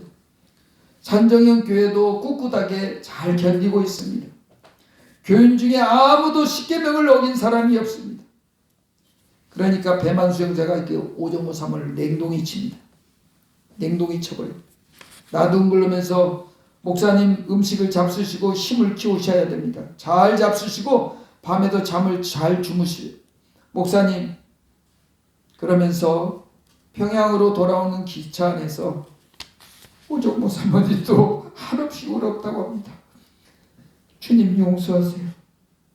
그러면서 기차 안에서 울면서 평양에 도착해서 눈물을 흘리지 않겠으니 지금만 용서해달라고 기도했다고 합니다.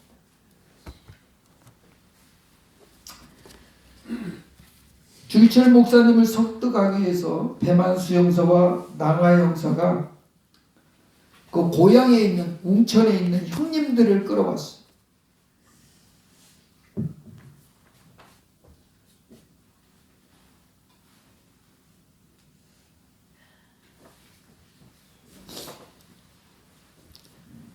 형님들로 하여금 권면을 해가지고 신사참배를 하도록 엮으려고 하는 거죠. 노무의 사건으로 구속된 사람은 검찰청에 넘겨졌고 나머지 사람들은 대부분 무혐의로 석방을 결정합니다.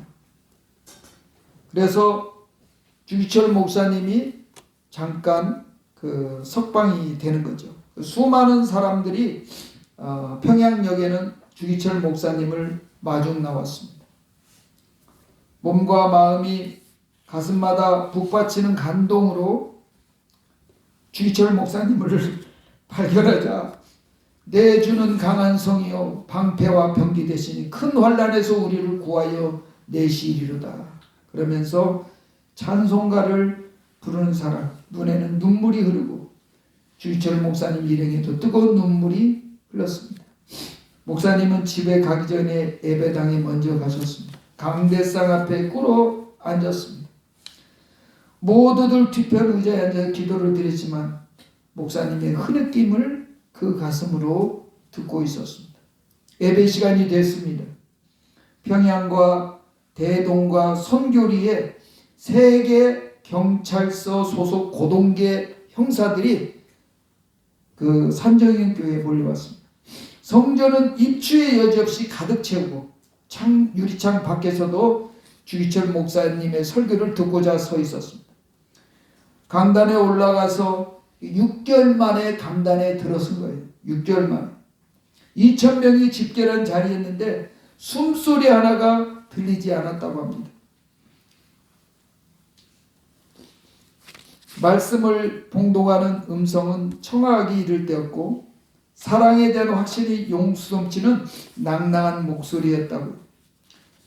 지난 7개월 동안 감옥에서도 나와 함께 해주신 주님께 감사를 드립니다.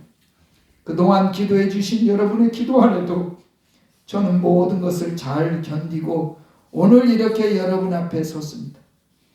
7개월 동안 저에게 5종목의 기도가 세워졌습니다. 첫 번째 저의 기도는 죽음의 권세를 이기게 하여 주옵소입니다.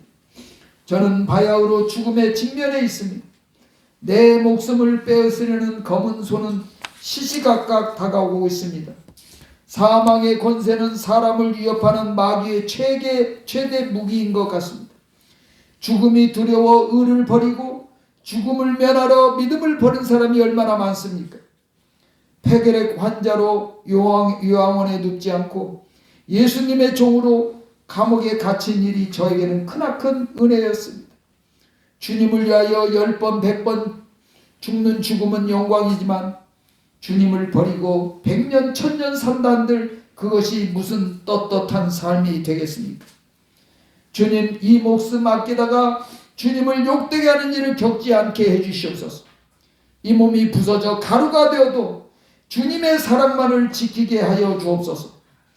소나무는 죽기 전에 지켜야 푸르고 백합화는 시들기 전에 떨어져야 향기롭습니다.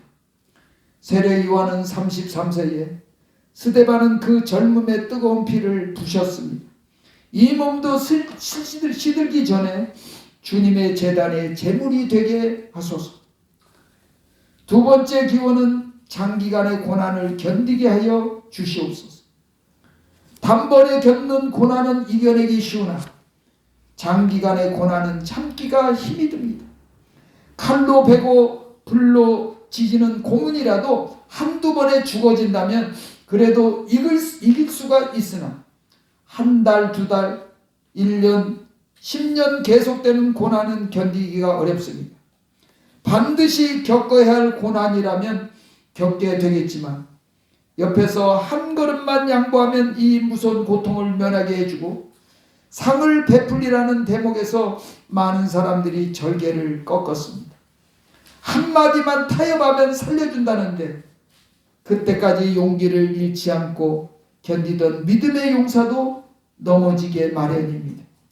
하물며 저 같은 연약한 약졸이 어떻게 장기간의 고난을 견디어 배기겠습니까? 다만 주님께 의지할 뿐입니다. 주님을 위하여 이제 당하는 수욕을 내가 피하였다가 이 다음에 주님이 너는 내 이름으로 평안과 즐거움을 다 받아 누리고 고난의 자는 어찌하고 왔느냐고 물으신다면 무슨 말로 대답하랴? 주님을 위하여 주어지는 십자가를 내가 어찌 피했다가 이 다음에 주님이 너는 내가 준 유일한 유산인 십자가를 어찌하고 왔느냐고 물으신다면 내가 무슨 말로 대답하랴? 세 번째, 노모와 처자와 교우를 주님께 부탁하는 기도입니다. 팔순을 바라보는 어머님이 계시고 병든 아내와 어린 자식이 있습니다. 아들로 태어나 자식의 의무도 중요하고 가장의 아비의 책임이 무겁습니다. 늙으신 어머니를, 병든 아내를, 어린 자식을, 불안해하는 양떼를 선한 목자이신 주님께 맡겨드립니다. 병들고 상한 것을 싸매어 주시고 길 잃고 헤매는 자를 인도하시며 낙심하고 범죄한 자를 당신의 보혈로 사유하여 주시옵소서. 악하고 험한 세상에 길 잃은 양떼처럼 허둥지둥하게 될 이들이 사망의 음침한 골짜기를 지날 때에 주께서 지켜주옵소서. 인간을 인정해 주리 나를 얽매이지 않도록 기도해 주십시오. 부모나 처자를 예수님보다 더 사랑하는 자는 예수님께 합당치 않다고 하셨으니 저도 예수님께 합당한 자가 되도록 도와주옵소서.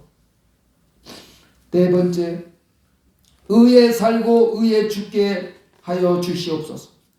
사람이 세상에 태어나 사람으로서 마땅히 행해야 될 의가 있습니다. 나라의 신민이 되어서 충절의 의가 있고 여자가 되어서 정절의 의가 있고 그리스도인이 되어서 그리스도인의 의가 있습니다. 이 몸이 어려서 예수님 안에서 자랐고 예수님께 헌신하기로 100배, 10배, 100배 맹세했습니다. 예수님의 이름으로 밥 얻어먹고 목사가 되어 영광을 받다가 하나님의 계명이 깨어지고 예수님의 이름이 땅에 떨어지게 된 오늘 이 몸이 어찌 죽음을 피하려 하겠습니까? 인생은 짧고 의는 영원합니다. 사랑하는 교우 여러분, 의에 죽고 의에 삽시다. 의를 버리고 예수님께 향한 의를 버리고 산다는 것은 짐승의 삶만 갖지 못합니다. 예수님은 살아계십니다. 여러분 부디 예수님으로 죽고 예수님으로 삽시다. 다섯 번째, 내 영혼을 주님께 부탁합니다. 주님, 내 영혼을 주님께 부탁합니다. 십자가를 붙잡고 쓰러질 때 내 영혼을 받아 주시옵소서. 옥중이나 사형장에서 저의 목숨이 끊어질 때 저의 영혼을 받아 주시옵소서. 아버지의 집은 나의 집, 아버지의 나라는 저의 고향이로소이다. 더러운 땅을 밟던 내 발을 씻어서 저로 하여금 하늘나라의 황금길을 걷게 하옵시고 죄악 세상에서 부대끼던 저를 깨끗게 하사 영광의 조건에 서게 하시옵소서. 저의 영혼을 주님께 의탁하나이다. 아멘. 눈물바다를 이룬 산영인 예배당에서 그 자리에서만은 모든 사람이 하나였다고 합니다. 일본의 앞자리로 손가락을 받던 조선 형사들까지 눈물을 머금었다고 합니다. 목사님이 집에 돌아온 지 6개월 후에 8월 초순 주일 예배 시간에 형사들이 또 쳐들어왔습니다. 주목사, 오늘부터 당장 설교를 중지해야 된다고 통보하러 왔어. 오늘부터 설교 금지요. 나에게 설교권을 주신 분은 하나님이시오. 설교권을 하나님께 받은 것이니 하나님께서 하지 말라 하기 전에는 그만둘 수가 없어. 명령의 불복종이다. 예배 시간 되자 목사님이 강단을 향해서 올라갑니다. 형사들이 앞을 가로막습니다. 설교를 하지 말라는 말을 못 들었나? 낯빛 하나 변하는 일본 형사가 꿋꿋하게 서 있는 거죠. 당신네들은 일본 헌법에 예배의 자유를 보장된 것을 모르시오? 당신들은 지금 예배를 바는 것이 아니라 헌법을 위반하고 있어. 형사들이 얼어붙은 것 같습니다. 목사님이 지혜롭게 공격한 거죠. 그날의 설교가 있은 지 나흘째 6명의 형사들이 사택으로 들이닥칩니다. 목사님이 순간 얼굴이 창백해집니다. 매순간 각오를 하지만 막상 그들이 나타났을 때 공포를 또 느낄 수밖에 없었던 거죠. 갑시다. 이번에는 무슨 명목이요? 법에도 없는 폭력을 언제까지 행사리라 믿고 이러시오. 나는 당신네들에게 끌려갈 일을 한 적이 없어. 잔소리가 많다. 부장 형사가 목사님의 팔을 낚아챕니다. 그러면서 적삼의 소매가 찢어집니다. 아무리 사는 일이 급하기로선 이럴 수가 있어. 당신들은 부모가 계신 일이다. 내가 설성 금수 같은 죄를 저질렀다 하더라도 부모님께 하적 인사를 드릴 시간은 줘야 하지 않겠소. 그래서 80이 된 노모님이 그 문지방에서 사색에 떨고 있는데 아들을 꼭 붙잡고 아이고 내 목사야, 아이고 내 아들아, 이제 다시는 아무데도 가지 말거라. 목사님이 무릎을 꿇고 앉아서 눈을 감습니다. 오직 십자가의 예수님을 바라보게 하소서. 주님의 도우심이 없이는 한 걸음도 나갈 수 없사오니 저를 지켜 주옵소서. 저의 어리석음과 나약함을 저보다도 주께서 더 잘 아시오니 제가 감당하는 것이 아니었고 주께서 감당하시는 것임을 한시도 잊지 않도록 도와주시옵소서. 아버지, 제가 당하는 고문으로 조선의 2천만 백성이 신앙을 지킬 수만 있다면 이 고문으로 저를 제물 삼아 주소서. 이 백성이 이 매를 맞지 않고 신앙을 지킬 수만 있다면 이 매를 저 혼자 맞게 해 주시옵소서. 고문신을 신은 주기철 목사를 형사가 서너 명이 달라들어 잡아 끌어갑니다. 그리고 어머니가 비녀가 흘러내리고 백발이 흐트러지면서 울음이 목이 메어서 아들의 뒤를 따라가려고 합니다. 형사가 어머니를 밀쳐내 넘어 쓰러뜨립니다. 자갈밭 길에 쓰러져서 일어나지는 못하고 웁니다. 그리고 목사님은 한 번도 뒤를 돌아보지 않습니다. 혈육의 정은 하나님께 맡겨드리고 주님이 주신 십자가를 지고 주님을 따라가는 외로운 하나님의 종이었습니다. 청년 회장이 외칩니다. 민족의 십자가, 조선교회의 십자가를 지고 가는 하나님의 종 주기철 목사님을 보라. 일본 관원은 28차 총회에서 국민정신 총동원 조선 예수교 장로의 연맹을 조직을 해가지고 미리 주기철 목사를 구속을 시킨 것. 독일이 나치가 폴란드를 침공하고 전 세계 2차 대전이 더 전운이 더 확장이 되는 그런 시기였죠. 그래서 일본도 이때를 기회로 삼아서 그 국권을 확장할 기회로 삼기 위해서 더 혈안이 되었다고 합니다. 주기철 목사를 연행해가지고 지하실에 끌어놓은 스미즈 형사가 고통을 주기 위해서 고문의 순서까지 모양입니다. 먼저 거꾸로 매달아 놓고 달아놨습니다. 주전자에 고춧가루를 풀어서 피가 머리로 내리 쏟아지고 눈알이 당장 빠질 듯 합니다. 코로 입으로 들이붓는 고춧가루 물은 뇌수를 긁어 흔들며 단번에 숨통을 막습니다. 목구멍이 찢어지고 콧속이 타는 듯 합니다. 얼마 동안 혼절을 합니다. 다시 의식이 도로도록 그 찬물을 전신에 붓습니다. 주기철 목사님이 천장으로 끌어내려 엎어놓고 등을 발로 밟고 옆구리를 발길질을 찹니다. 코로 입으로 들어갔던 고춧가루 물이 다시 조금씩 밀려 나옵니다. 그리고 의자에 묶어놓고 전기 고문을 합니다. 전기 찜질을 하였으니까 이번에는 손톱 소재를 해야지 하면서 대나무 바늘로 손톱을 쑤시고 발톱을 후볐습니다. 오 주여, 아직도 생명 때문에 고통을 느끼는 것이라면 저의 생명을 거두어 주소서. 주여, 불쌍히 여기시고 고통 중에 주님을 배반하는 말이나 행동을 할지는 모릅니다. 주님, 저를 그 두려움에서 건져 주소서. 부디 육체의 고통이 극이 달했지만 몸은 불쌍하고 가련한 육체였습니다. 목사님의 입에서 찬송이 흘러납니다. 이 세상 험하고 나 비록 약하나 늘 기도 힘쓰면 큰 권능 얻겠네. 주의 은혜로 대속하여서 피와 같이 붉은 죄 눈같이 희겠네. 내 마음이 약하여 늘 넘어지오니 주 예수 힘주사 굳세게 하소서.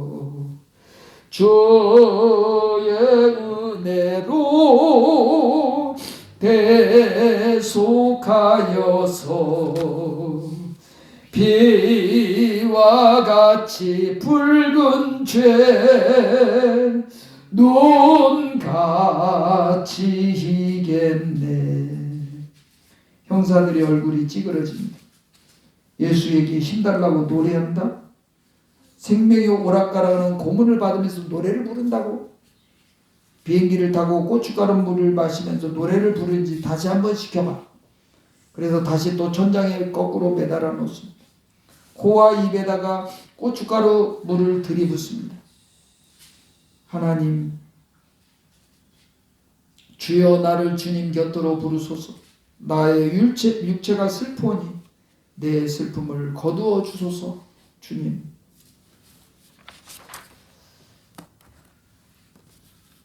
산정현교회 교인들은 목자를 잃은 양떼였습니다. 주일마다 편하설 선교사님이 설교를 했지만 주기철 목사님은 그 시간에도 고문을 당하고 계시다는 생각에 교우들은 하나하나 기운이 없어졌습니다. 평양경찰서에서 산정현교회로 긴급 호출령이 떨어졌습니다. 교회 중진들에게 경찰서에서 지시사항을 알려주는데, 교회의 재직은 매 주일 반드시 한 번씩 신사참배를 행해라. 설교, 교회 사무는 재직들이 집행하고 서양인과 기타 다른 사람은 교회 일에 관여하지 못한다. 이 사항에 대해서 결정을 금일 오후 3시까지 화답해라. 한 가지라도 부응할 때는 다시 당장 내일부터 교회를 폐쇄하겠다고 엄포를 놓는 거예요. 이제 주기철 목사님의 싸움만이 아니라 산정인 교회의 싸움이 구체적으로 시작이 된 거예요. 그래서 주일 예배는 눈물의 예배였습니다. 예배를 감시하는 형사들의 분위기가 살벌합니다. 성도들 중에는 조심스럽게 눈치를 봐가면서 타협을 하자는 그런 사람도 없지 않았습니다. 그러나 대부분의 성도는 모두 경찰서에 갇히는 것이 낫지, 순교하면 몰라도 누가 배교에 앞장서란 말이요, 산정인 교회가 지금까지 지켜온 정절이 아까워서라도 그렇게 해서는 안 될 일이라고 말을 하자 청년회원들이 옳소, 만일 당회나 재직회가 신사참배를 결정하면 우리는 가만히 있지 않을 것이라고 재직들에게 그 신사참배를 결정할까봐 눈을 부릅뜨고 있었습니다. 신사참배가 결정되지 않자 형사가 10여 명이 예배당에 또 들이닥쳤습니다. 그리고 사람들에게 위협적인 말을 던지면서 교회의 문은 막지 못했습니다. 그러다가 수요일 예배 인도하러 그 방인성 장로님일 거예요. 아마 그 장로님이 형사들이 갑자기 달라들어 가지고 장로의 설교가 금지된 걸 알고 있으면서 무슨 반항이냐고 60이 넘은 방장로님을 팔을 끌고서 갑니다. 한 사람 한 사람 탄식하면서 울면서 하나님 아버지를 불렀어요. 강단 아래 교인들은 그 부르짖음을 신호로 일제히 하나님을 부르짖으면서 엎드려 통곡했습니다. 통곡이 기도요 찬송이었고, 산정연 교회 근방은 예배당에서 터져나온 통곡 소리가 그 어둠을 흔들었다. 그리고 그 방장로님이 끌려간 곳이 주기철 목사님이 고문을 당했던 지하실이었습니다. 어이 주목사, 당신이 잘못 가르쳐서 여기 잡혀온 늙은이가 있는데 보라고. 그래서 방장로님을 천쟁 지렛대에다가 묶어놓고서 다리며 발바닥이며 몽둥이를 때립니다. 피를 흘리게 만듭니다. 방장로님의 고문을 받는 모습을 주기철 목사님이 바라보면서 슬픔으로 눈시울이 붉어집니다. 형사들은 주기철 목사님을 매달아 놓은 채 그 옆에 방장로님을 형틀에 묶어놓고 미친 듯이 두들겨 패기 시작합니다. 방장로님은 고통 중에도 주기철 목사님이 괴로워할까봐 신음소리 한 번을 마음 놓고 쏟아놓지 못했습니다. 이 늙은 것이 매를 맞다가 죽는 것이 소원이야. 바른대로 불어. 누가 신사참배를 하지 말라고 시켰어. 전신이 피투성이가 된 방장로님은 목청을 돋궈서 분명하게 대꾸합니다. 사람이 시킨 것이 아니라 우리 하나님께서 우상에게는 절하지 말라고 하셨어. 나는 이 자리에서 죽여보시오. 그 외에 다른 대답이 나오겠는가. 그러자 독이 오른 형사들이 더 잔인하게 매질을 경쟁하듯이 양쪽에서 몽둥이를 휘두릅니다. 주기철 목사님은 괴로운 심정을 헤아리듯 방장로님은 매를 맞으면서도 그 주기철 목사님을 위로했어요. 그런데 이제 방장로님은 일어나 걷는데 목사님은 걷지를 못하는 거예요. 그래서 목사님을 끌어서 업어서 감방을 데려간 거예요. 이 늙은이가 아직 힘이 남았다고 또 방장로님을 끌고 가서 고문을 하는 거예요. 새벽 2시까지. 새벽 2시에 감방에 들어왔어요. 장로님, 우리의 정치는 생생합니다. 주님의 장중에 붙잡혀 있던 우리의 영은 아무도 건드리지 못하죠. 일본 관원이 무슨 짓을 한다 해도 우리의 영혼만은 흠집 없이 지켜주십니다. 그러면서 주기철 목사님이 방장로님 등 뒤에 나지기 고문을 당하면서 한 줄 한 줄 기도하듯이 영문 밖에 길이라는 그 시를 부르는 겁니다. 여러분이 복음성가가 있는지.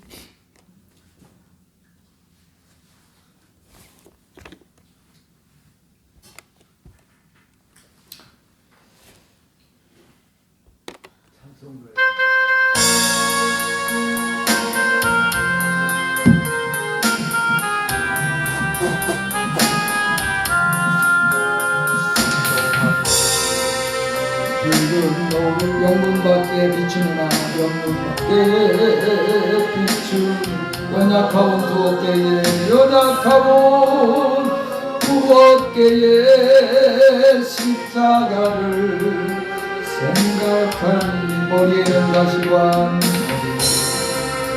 가시가 몸에는 붉은 옷 몸에는 붉은 옷 힘없이 걸어가신 영문 밖에 길이라는 한 발자국 두 발자국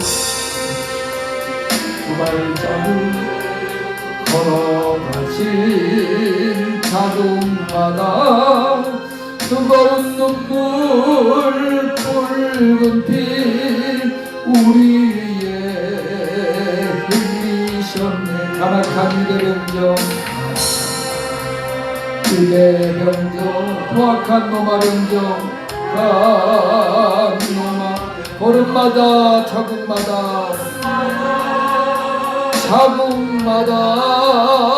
모진 포악 당하셨네. 눈물 없이 못 가는 길 피 없이 못 가는 길 영문 밖에 좁은 길이 골고다의 길이라네. 영생 복락 얻으려면 이 길만은 걸어야 해. 얻으려면 이 길만은 걸어야 해. 배고파도 올라가고 죽더라도 올라가세. 죽더라도 아픈 다리 싸매주고 저는 다리 고쳐주사 보지 못한 눈을 열어 영생길을 열어주니 7.8기 할지라도 제 십자가 바로 지고 골고다의 높은 목에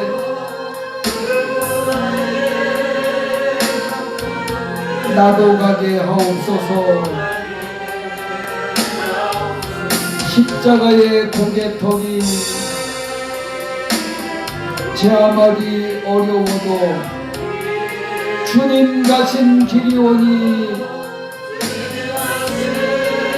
내가 어찌 못 가오랴. 주님 제자 베드로는 거꾸라도 달렸으니 고생인들 못 참으며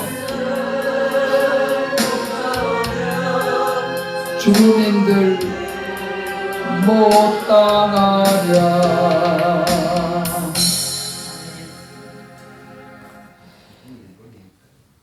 경찰은 그 산정교회에 압력을 가해가지고 신사참배를 안간힘을 썼지만 교회는 똥돌 뭉쳐가지고 신사참배를 거부했습니다.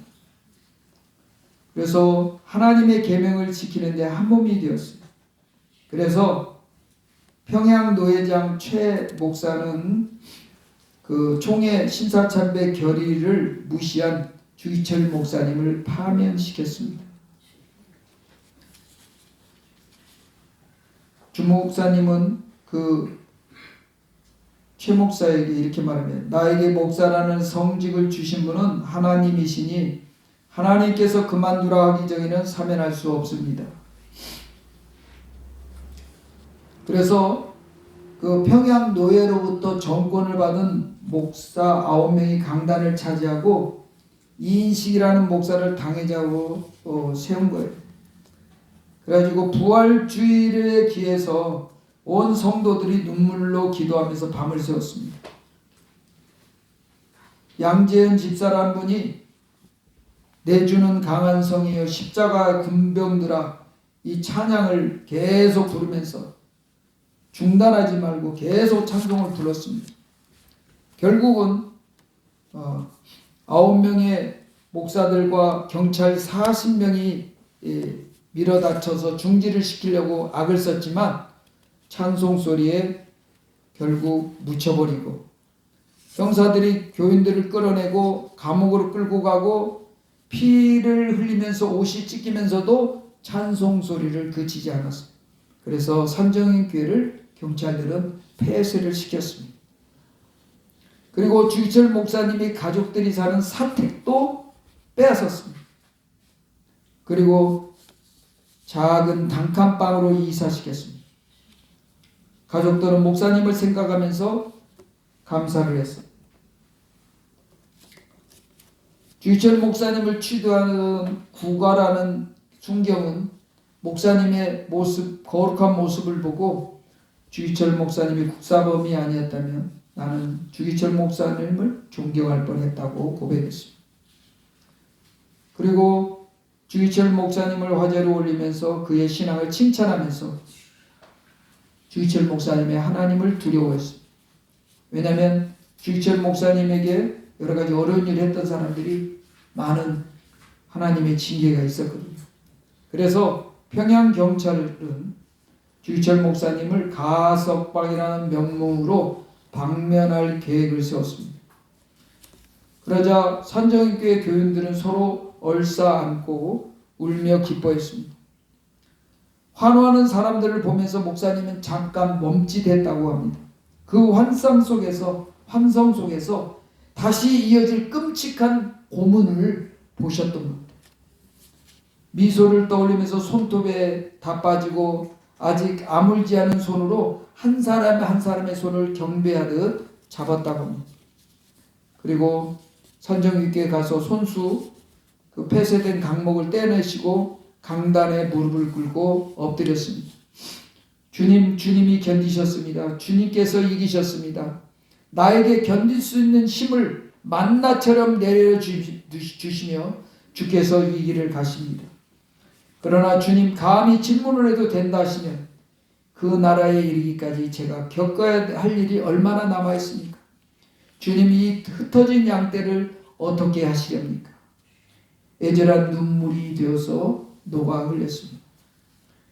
그러면서 산정인교회에 바쳐진 재물이라는 것을 깨닫고 계속해서 좁은 길을 가면서 찢어진 그 영혼과 육체, 그리고 철저하게 홀로 그 길을 가야만 하셨습니다. 신사참배 반대 운동을 하던 목사와 장로들이 아주 뜨거워졌습니다. 그래서 신사참배한 목사들을 예수님의 이름으로 징계하고 신사참배 반대한 사람들이 모여서 새 노예를 만들어 재건운동을 하고자 했어요. 그게 오늘날 남아있는 고신치기. 침묵을 지키면서 목사님의 의견을 묻자 그렇게 말합니다. 여러분의 말이 옳습니다. 그러나 우리 인간의 나약함을 슬퍼합시다. 저라도 그들보다 월등하게 나은 점이 있다고는 생각지 않습니다. 다만 주님께서 그들에게 맡겨주신 배역을 저에게 주지 않으셨으니 그것만 감사할 뿐입니다. 심판은 하나님이 한 분이 하시도록 맡겨드리면 어떻겠습니까? 조선교회 타락을 그냥 앉아서 구경만 하라고 하시지는 않으시겠죠. 그러면서 우리는 뒤에서 기도할 밖에 다른 길이 없습니다. 그리스도의 도를 등진 자들을 치료하는 것보다도 차라리 교회에 충성하는 길이 우리가 가야 할 길이라 믿을 수밖에 없습니다. 경찰은 목숨을 걸고 신사참배 운동을 펼치면서 부흥집회로 교회 재건운동을 서두르는 한상동 이기선 목사님을 구속하고 다시 주기철 목사님을 구속합니다. 수감합니다. 석방되어서 집에 기거하기를 한 달 정도 기거하다가 교회 재건파라 불리는 목사들 21명과 신사참배하는 반대자들을 일제히 검거하기 시작했습니다. 6월 중순경에 또 형사들이 때로 몰려와서 나오라고 위협을 했습니다. 목사님은 안색이 창백해지면서 앉았던 자리에서 눈을 감았습니다. 수많은 고문의 순간들이 한꺼번에 한 덩어리로 묶여서 피할 수 없는 무게로 그의 전신을 덮치는 순간이었습니다. 앞날에 지금 끝없는 고문과 능멸과 생명을 난도질당하는 아픔뿐이었습니다. 목사님은 쓰러진 어머니 앞에 꿇어앉아 손을 잡고 기도합니다. 하나님 아버지, 불효한 자식의 봉양보다 자비하신 주님의 보호하심을 의지하오니 어머니를 지켜 주시옵소서. 이 몸은 주님의 발자취를 따라가겠나이다. 소식을 들은 장로님과 교우들이 집으로 몰려왔어. 분노와 슬픔으로 눈물을 흘리면서 복받치는 서름을 몸에 가누지 못하는 그들을 천천히 둘러보시고 목사님은 저 높은 곳을 향하여 날마다 나아갑니다를 찬양했어요. 모두들 목매인 목소리로 눈물을 쏟아가면서 찬송을 불렀습니다. 오, 우리 목사님 언제 다시 배울고 언제 다시 찬송을 함께 부르고.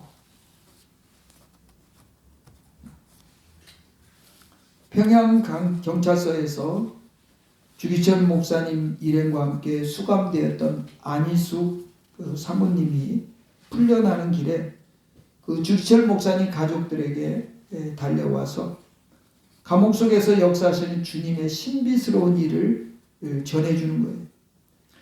이 전쟁통이라 가축 사료나 쓸 퇴비로 쓰는 콩깨묵으로 지은 밥을 먹고 감방에서 시체 썩는 냄새로 가득 찰 정도로 수많은 사람이 죽어나가는데 그 끔찍한 사건 속에서도 크리스찬들만은 무사했다는 거예요.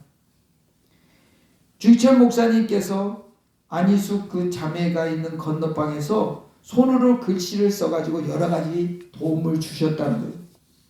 그러면서 이렇게 쓰셔서 주셨다고. 우리는 그저 한 발자국씩만 걸읍시다. 뛰려고도 날려고도 말고 그날 닥쳐오는 일을 한 발자국씩만 다지면서 가면 갈 수 있겠죠.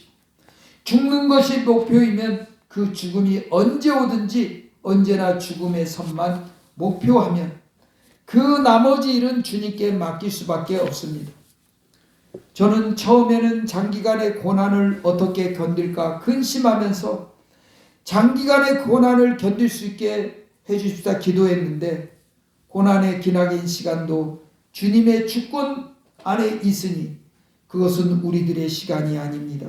그저 그날 나에게 오는 고문의 분량을 한 걸음씩 받아들일 것뿐 주님이 그 걸음을 함께 하시니 우리는 그냥 따라가는 것이지. 다음에 닥쳐올 고통을 근심하거나 무서워할 일도 없고 어제 당한 고난을 따지고 셈할 일도 없이 오늘 그저 지금 내게 닥치는 것을 묵묵하게 받아들이다 보면 결말이 올 것입니다. 그것이 죽음이라 하더라도 홍쾌하게 기쁘게 감사하게 받을 수 있는 훈련을 주님은 이렇게 시키고 계신 거예요. 그 안이 신비스럽습니까? 그러면서 1944년 2월 목사님의 면회가 한 달에 한 번씩 있었거든요. 육신은 허물어지고 있었는데 미소는 여전히 아름다우신 거예요. 그러면서 사모님에게 뜻밖의 말을, 여보 광조가 보고 싶구려. 이제 소학교 졸업이겠구려. 목사님 면회가 안 되는 걸 아시면서 그래서 더 보고 싶구려. 미안하고. 그러면 3월 면회 때 광조를 데리고 올게요. 제 차례가 돼서 제 면회실 문을 열릴 때 그 앞에 바짝 세워놓고 문을 천천히 닫을 테니까 그때 보시도록 하세요. 3월 31일 그 주광조 별세하신 장로님이시죠. 이분도 잔뜩 긴장하고 따라 나섰습니다. 아침 9시에 집을 떠나가지고 오후 4시가 돼서 이제 그 이름을 부른 거예요. 면회실 철문이 열리자 재빠르게 그 틈을 이용해서 안에 들어갔습니다. 철장 앞에 푸른 죄소복을 입은 주기철 목사님이 머리를 빡빡 깎은 모습으로 서 계셨어요. 그 미소 어느 때보다 그 미소는 온화하고 부드러우셨습니다. 그래서 안에서 뭐야 밖에서 문 닫아 외치자 간수가 달려들어서 천문을 깨어져라 닫았습니다. 보셨어요? 눈물이 글썽해진 눈으로 웃음을 머금고 말씀하셨습니다. 많이 컸어요. 고맙소. 당신이 많이 고생스럽겠소. 주기철 목사님은 그날 이후 간수에게 부탁해서 종이와 연필을 구해서 집으로 유서를 썼다. 뭉그러진 손으로 힘들게 쓴 흐트러진 글씨 속에서 어머니와 자식에 대한 애끓는 사랑이 담겨 있었다고 합니다. 유서를 받은 지 며칠 후 어머니께서 쇠진한 모습으로 지난밤에 우리 주목사가 내 앞에 와서 꿇어 엎드려 큰 절을 하더라. 그러시면 또 우셨어. 어떻게 하나 서성거리는데 4월 19일 저녁 때 형무소에서 사람이 찾아왔습니다. 주기철 목사님이 유독해서 병감에 수용되어 있으니 급히 면회 바란다는 거예요.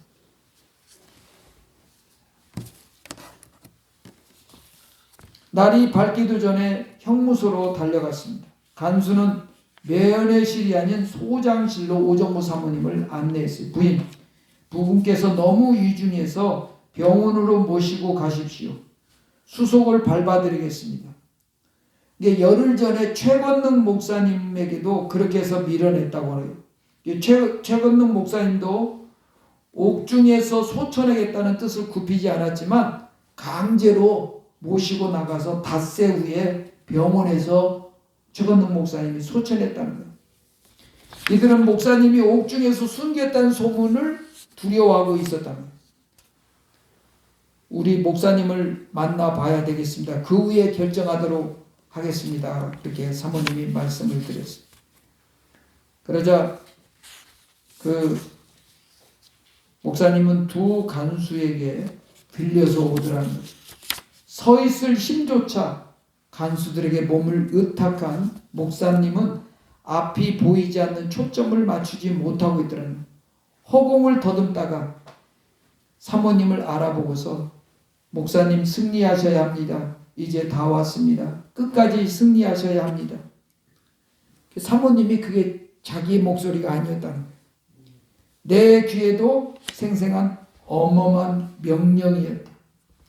목사님의 눈이 잠깐 빛났다. 목사님, 주님께서 월계관을 들고 계신 거 보이시죠? 눈을 들고 바라보세요. 주님의 얼굴을 바라보세요, 목사님. 목사님이 타오르는 입술을 열었습니다. 나 머지않아 주님 앞으로 갈 것이요. 어머님이 보고 싶소. 불쌍한 어머님을 내 대신 잘 모셔주시오. 한마디 한마디가 목사님의 숨을 몰고 있었습니다. 어린 자식들을 잘 부탁합니다. 나는 하나님 앞에 가서 조선교회를 위하여 기도하겠소. 교회에게 내 말을 전해주시오. 목사님 아직도 하고 싶은 말이 많은 듯 기력을 가다듬어서 해야 할 말을 찾고 있었다. 여보, 나를 웅천으로 가져가지 말고 평양 돌박산에 묻어주시오. 그 말을 다 마치지도 못하고 목사님은 쓰러지고 간수들은 황급하게 목사님을 몸을 양편에서 붙들었습니다. 끌려가는 목사님을 뒤돌아보면서 여보 따뜻한 숭늉 한 그릇 마시고 싶소 하면서 여운을 남기면서 가셨습니다. 오정무 사모님은 그날 밤 혼자 엎드려서 울었습니다. 남편을 차짓한 콘크리트 바닥에서 운명하게 만든 무서운 여자라. 하지만 이것도 진정 자신의 의지가 아니었습니다. 하나님만이 아실 눈물로 바닥을 적시면서 밤을 새우고 날이 밝을 무렵 이자는 이 땅에서 주기철 목사의 고통이 끝났다는 것을 알았습니다. 남편에게 입혀드릴 새 옷을 챙겨들고 곧장 형무소로 달려갔습니다. 1분이 무너지기 전 1년 4개월 전이었습니다. 목사님의 유체를 모시고 나가겠습니다. 수속해 주십시오. 조용히 일어나 과장에게 말하자 과장은 주일이 아침에 수속하겠다고 한다. 오정무 사모님은 단호하게 내일은 주일입니다. 우리 크리스찬은 일요일에 시신을 모시고 다니지 않습니다. 오늘 모시겠습니다. 한 말을 마치고 오정모 사님은 다시 의자에 앉았습니다. 과장이 이리저리 뛰어다니다가 돌아왔습니다. 오늘 오후 6시 북문으로 오십시오. 밖에서 기다린 백이숙 전도사님과 여 집사님들이 사태를 짐작하고 달려와 함께 쓸어안고 흐느꼈습니다. 우리 목사님이 승리하셨습니다. 승리하셨습니다. 주님이 지금 기뻐하십니다. 목사님의 승리를 기뻐하십니다. 사모님, 어제 목사님께서 운명하신 날 순간 내 영혼의 하나님이여 나를 붙들어 주옵소서 마지막 외치는 음성이 어찌나 우렁찼던지 주변에 있던 사람들 모두가 깜짝 놀랐습니다. 목사님께서는 승리하셨다고 한 간수가 말해 주었습니다. 목사님의 관은 사랑하는 교인들의 눈물에 젖어 방 안으로 들어갔고 그에게 맡겨진 고난을 모두 이기고 고요한 모습으로 목사님은 관 속에 누워 계셨습니다. 관 뚜껑을 여는 것을 본 어머니는 관 속으로 들어가시려고 했습니다. 내 목사야, 내 목사야, 눈 한 번만 뜨고 어미를 보아다오. 한 번만 만나보고 떠날 것이지 어찌 이리 무정하게 가버렸노. 내 아들 목사야, 내 목사야. 할머니 뒤에서 벌벌 떨며 흐느끼고 있던 주광조 아들도 아버지의 시신을 붙잡고 서럽게 울었습니다. 방 안에 둘러있던 사람들도 문 밖에서 기다리는 사람들도 다시금 일제히 통곡을 터뜨렸습니다. 집을 떠나서 떠돌아다니던 주영이는 발인 예배 직전에 허겁지겁 당도했습니다. 헐벗고 굶주리면서 가족과 헤어져서 떠돌이로 지내면서 한 가닥 희망을 잃지 않았던 그들이 비록 감옥에 갇혀 계시지만 아버지가 살아계시기에 고난이 끝나 가족이 한때 모일 수 있으라는 기대감이 있었습니다. 아버지, 아버지. 두 형제는 피가 묻어 날 것 같은 부르짖음으로 아버지를 찾았습니다. 관 뚜껑이 열리자 영진과 영애는 관 속으로 뛰어들려고 했습니다. 할머니와 강조가 달려들어 한때 어우러졌습니다. 오정모 사부도 그때까지 견디고 참았던 슬픔을 폭발하고 말았습니다. 5일째 장례일인 화요일 아침에는 눈부시도록 화창한 햇살이 쏟아졌습니다. 평양 고등 보통학교 정문 앞에 광장이 인산이례를 이뤘습니다. 경찰관들이 몰려왔으나 수많은 사람의 기세에 눌렸는지 아무런 행동 개시도 하지 못했습니다.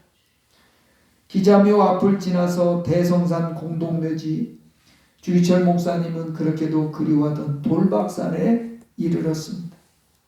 어머니를 사랑하는 효자여, 아이들을 내 훌륭한 아버지요, 사랑을 가진 남편이요, 연약한 육신을 입은 인간 주기철 목사. 그러나 그 인간의 애절함과 연약함을 지고 좌로나 우로나 치우치지 않고 십자가만 바라보면서 묵묵히 한 걸음씩 예수님을 따라간 하나님의 종, 오직 하나님을 사랑하기에 그 명령에 겸손히 순종한 충성스러운 종이었습니다. 주기철 목사님의 순교는 산정형 교회와 오정모 사모와 가족들이 함께한 고난의 영광이라고 할 수가 있습니다.